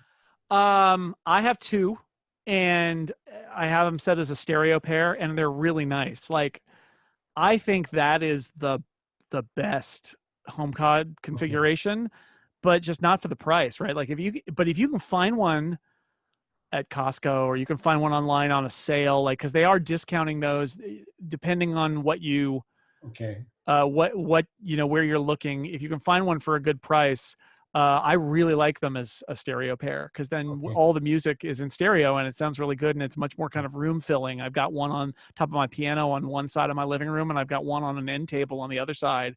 And we tell them we were doing that at dinner tonight, and they're playing music, and it sounds really good. It's really nice. It's just way too expensive for what it is, but if you can get them on sale, it's better. Okay, thank you. Ron, if you need a second white one, talk to me. I actually do. Well, talk to me later. Okay. Anyway,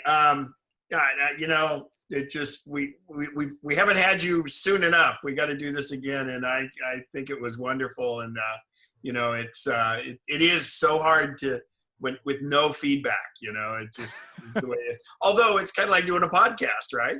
It is a lot like that. But actually, yeah, it's so.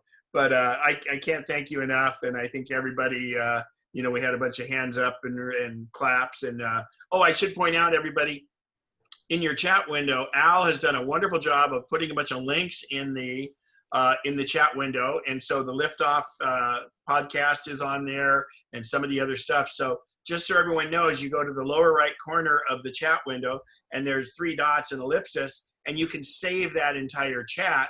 And so then they're clickable links. It saves it into a document for you. So that's fantastic. And again, a huge round of applause for Jason. We really, really, really appreciate it. And have a safe drive home. Yes, the long drive home. I'm imagining the amazing applause. The nice thing is I've spoken to your group in person enough times that I can kind of like imagine what it would have been like if I was there in that room. So that was good. Good enough. Thank you all. You're welcome to hang around. We're just going to do a real quick raffle here. And I just need to ask Lisa and I'm going to get my phone up on the screen so that I'll unspotlight you. I already did it. Oh, perfect. Thank you.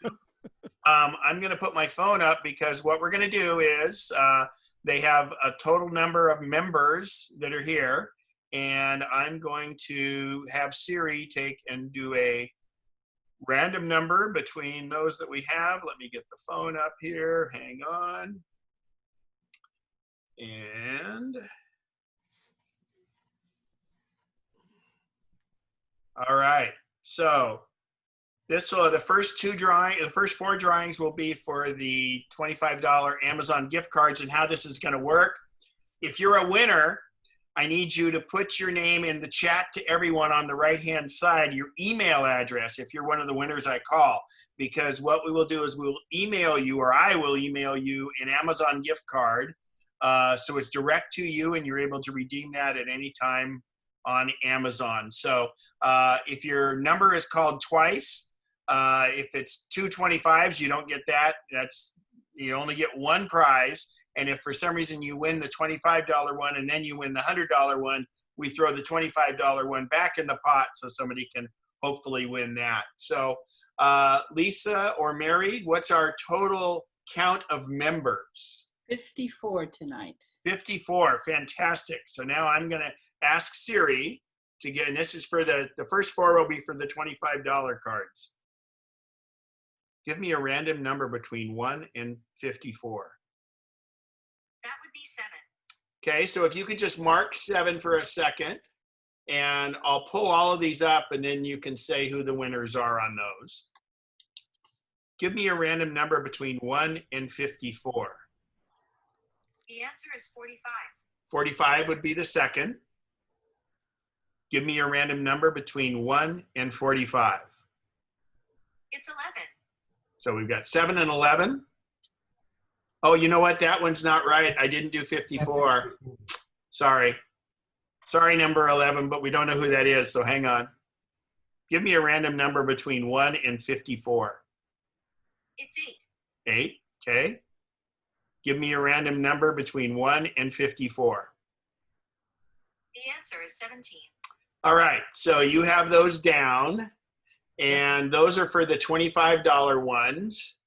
And now, and then at the end here, she's going to announce who those people are on this list where they've already put the numbers down. So give me a random number between 1 and 54. That would be 40. Okay, and here's the last one for the $100 gift card. Give me a random number between 1 and 54. That would be 19. Well, we didn't have any duplicates. So if you could start with the $25 gift cards, Lisa, you need your mic is unmuted, and I'll get my phone off the screen here, and we will highlight you. Okay. Go ahead and let's see here. There you go. Okay. The first for the 25 is Alfreda Delaney. Okay. And Alfreda, I'm going to apologize for bad pronunciation right now. So again, when she calls your name, go over into the chat window. We probably have your email address, but just to be sure, go over in the chat window and put your email address in there, and you can send it to me. Actually, it'd be best just send it to me. You can send it to everyone and I'll see it, but if you don't want everyone to see it, just select Ken Spencer and do it. Or if you have to, Lisa, because she's got the main screen there. And if you have trouble with that, stay till the very end. Oh, and I should say, you know, if you're not one of the winners, it's been great. We're going to, don't forget, we are now doing our first and our third Saturday classes are all virtual. So I know we have a few non-members that were here tonight, and that's great. We always say come to 2 or 3 of the meetings. If you like it, join. I'll be doing a class on, collaborate with a bunch of people. We're going to be doing the best and favorite apps on the iPhone, and that'll be the first Saturday of the month. And then the third Saturday of the month, Richard and Karen and a few other people will collaborate and do that class. You don't have to choose on a first Saturday between all the classes. You can attend that, and that'll be great. And our next general meeting will also be by Zoom, and we're inviting non-members or former members to that meeting also. And then after that, it's going to be members only, but we're hoping that some people want to come back in and get some value out of this. So go right ahead, Lisa. Sorry for interrupting. The second number was 45, and that's Thomas Spencer. All right. No relation. Number 8 was drawn next, and that's Doug Arrington. All right, Doug. So again, you guys can make sure you put your email address, either put it in chat to me or Lisa, and just to verify we have the right one, because that's how you're going to get your gift card. And the last $25 one? And the last $25 was number 17, Peter Killian. All right. Then let's see here. The $100 gift cards. The first number drawn was number 40, and that's, and I'm going to totally destroy this one, Rena Nakaido. All right. And for the last and final, number 19, Royce Thompson. All right, Royce, congratulations with your train in the background there.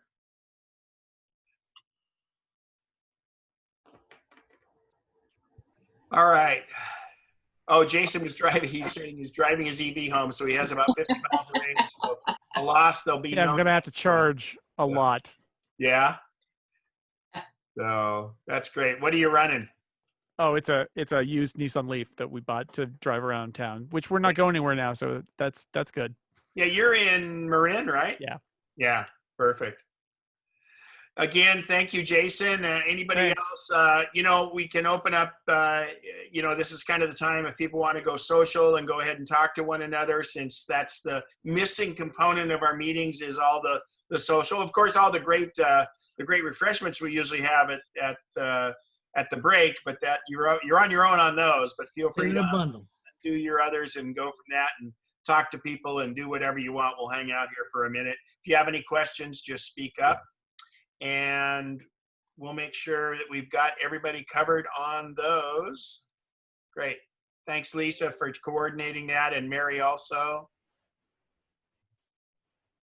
It takes 2, believe it or not. Well, yeah, because it's hard going with the list and the names. So, All right. Anybody got any questions from the crowd or anything else? I like the raffle format. Yeah, you know, we kind of figured out how can we do this, and I think it works. So, like, we can't sell for raffle tickets. So, I want another ride in the Tesla. Well, you can go there. You can sign up at tesla.com/ I think it's drive, and the Model Y they have at Rockland now. You can do test rides in the Y, and that's a pretty sweet car. I'm actually going with a friend tomorrow to ride in one. So nice. Socially distant, you know. Actually, they're doing it. It's complete touchless. You sign up online, you show up, they'll have somebody there, but you just check in at the iPad, and you yourself just go get the car for 15 minutes, because they can track the car and they can shut it down. It's not like you're going to be able to steal the thing, but it's just you. You don't ride with anybody. They're keeping. And so I took my car in for an upgrade today, for a service upgrade, and you just drop it off and you do it. You check in, you have your appointment, and they call you, and if you have any last minute things, and then you just walk away from your car and they come out and get your car. It's completely touchless. Nice. Yeah.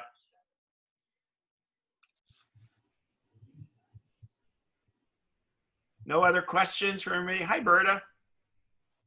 Thank you, Ken.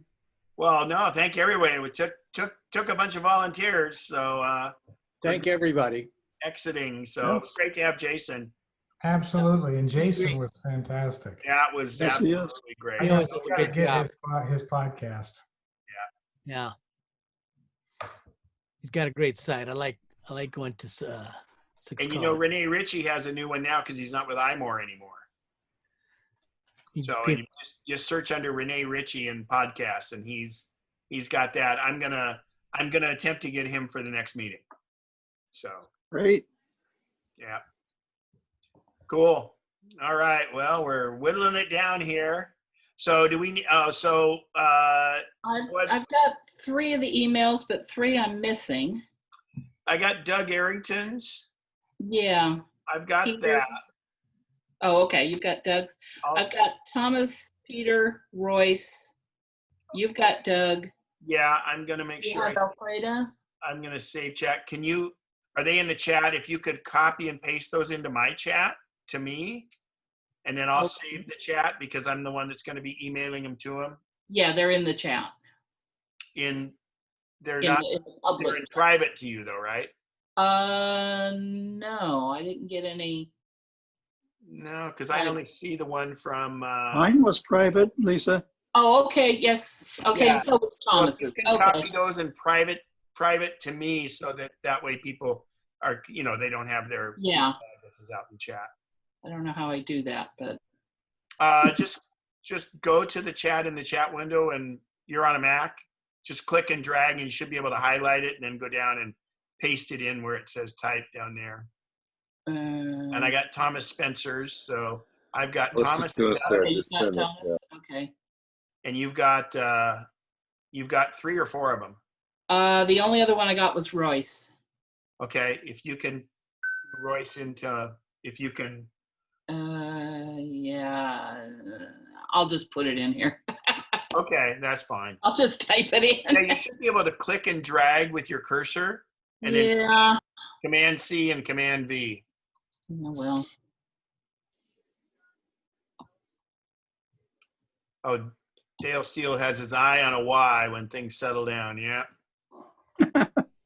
Well, just wait for Ken to buy 2 or 3 of them, and you'll get ahead in the line that way. Well, there's not much of a line now. You can, if you're the single motor one is the one that'll take a little while, but when I was there this morning, they had 2 trucks unloading. They're making a bunch of them right now. So, oh, good. I've got Alfreda sent me an email, so I have hers. Okay. So the only one that we don't have then is Rena? Yeah. Does that sound familiar to you, Bob? You've got that one? Give me a second, I'll look it up. Thank you. And if you can text that over, or, Lisa, you can put that in an email to me, however it's easiest. Okay. To get those to me. So I've got Alfreda's, I've got Royce's, and Please spell her Thomas last name. and Doug Arrington's. Nikaido. Okay. Okay, you don't have Peters? I've got Peters. Okay. Then No, you have excuse me, Walter. I don't. You have Peters. I have Peters, yes. I'll get it to you. Okay. Are you ready to copy it? Yeah, if you want to can you highlight it and then send it in a private to me? Sure. Oh, and hang on, Lisa, I need to know who were the 200s? That was Rena and Royce. Got it. And the others are 25. Right. Alfreda. Thank you. Okay, I just sent it to you, Ken. Okay, I saw that, Bob. Thank you. All right, I'm going to, So you should have all of them now. yeah, I'm going to just copy them here before I save the chat just to make sure I have it. Okay. Yeah. Sounds like I can leave. MacNexus. Thanks, Bob.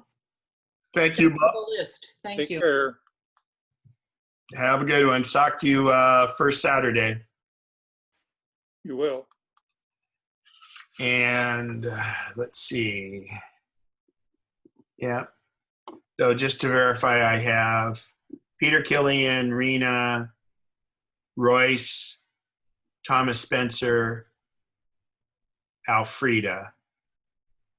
That's You 5. said you had Doug's. Wait. Oh, there's Doug Arrington's. Yeah. So Doug Arrington, Okay. Thomas Spencer, Royce, Rena, Peter, and Alfreda. Perfect. So at the point, we had 54 members and 9 non-members. Great. Thank you. And I saw a high of like 64 or something. I don't know. 64, 65. It was really bouncing between 60 and 65 at times. Yeah, I was just wondering on how many we were going to get of old members that dropped by, but it doesn't sound like we had a ton. I know Louise and one other person that was there that was Louise was there. Of the names I had, there was a Rosie Brown, a Mike Erickson, a Jim Deshawn, a Ken Henry. Oh, Jim Deshawn should be a member. Well, I didn't see it at the time. Ah, well, he comes all the time. Okay, well. Yeah, I don't see it there, but, and then Vinnie Papa. Right, and that was the second in the household with Karen. And somebody DENN, but we.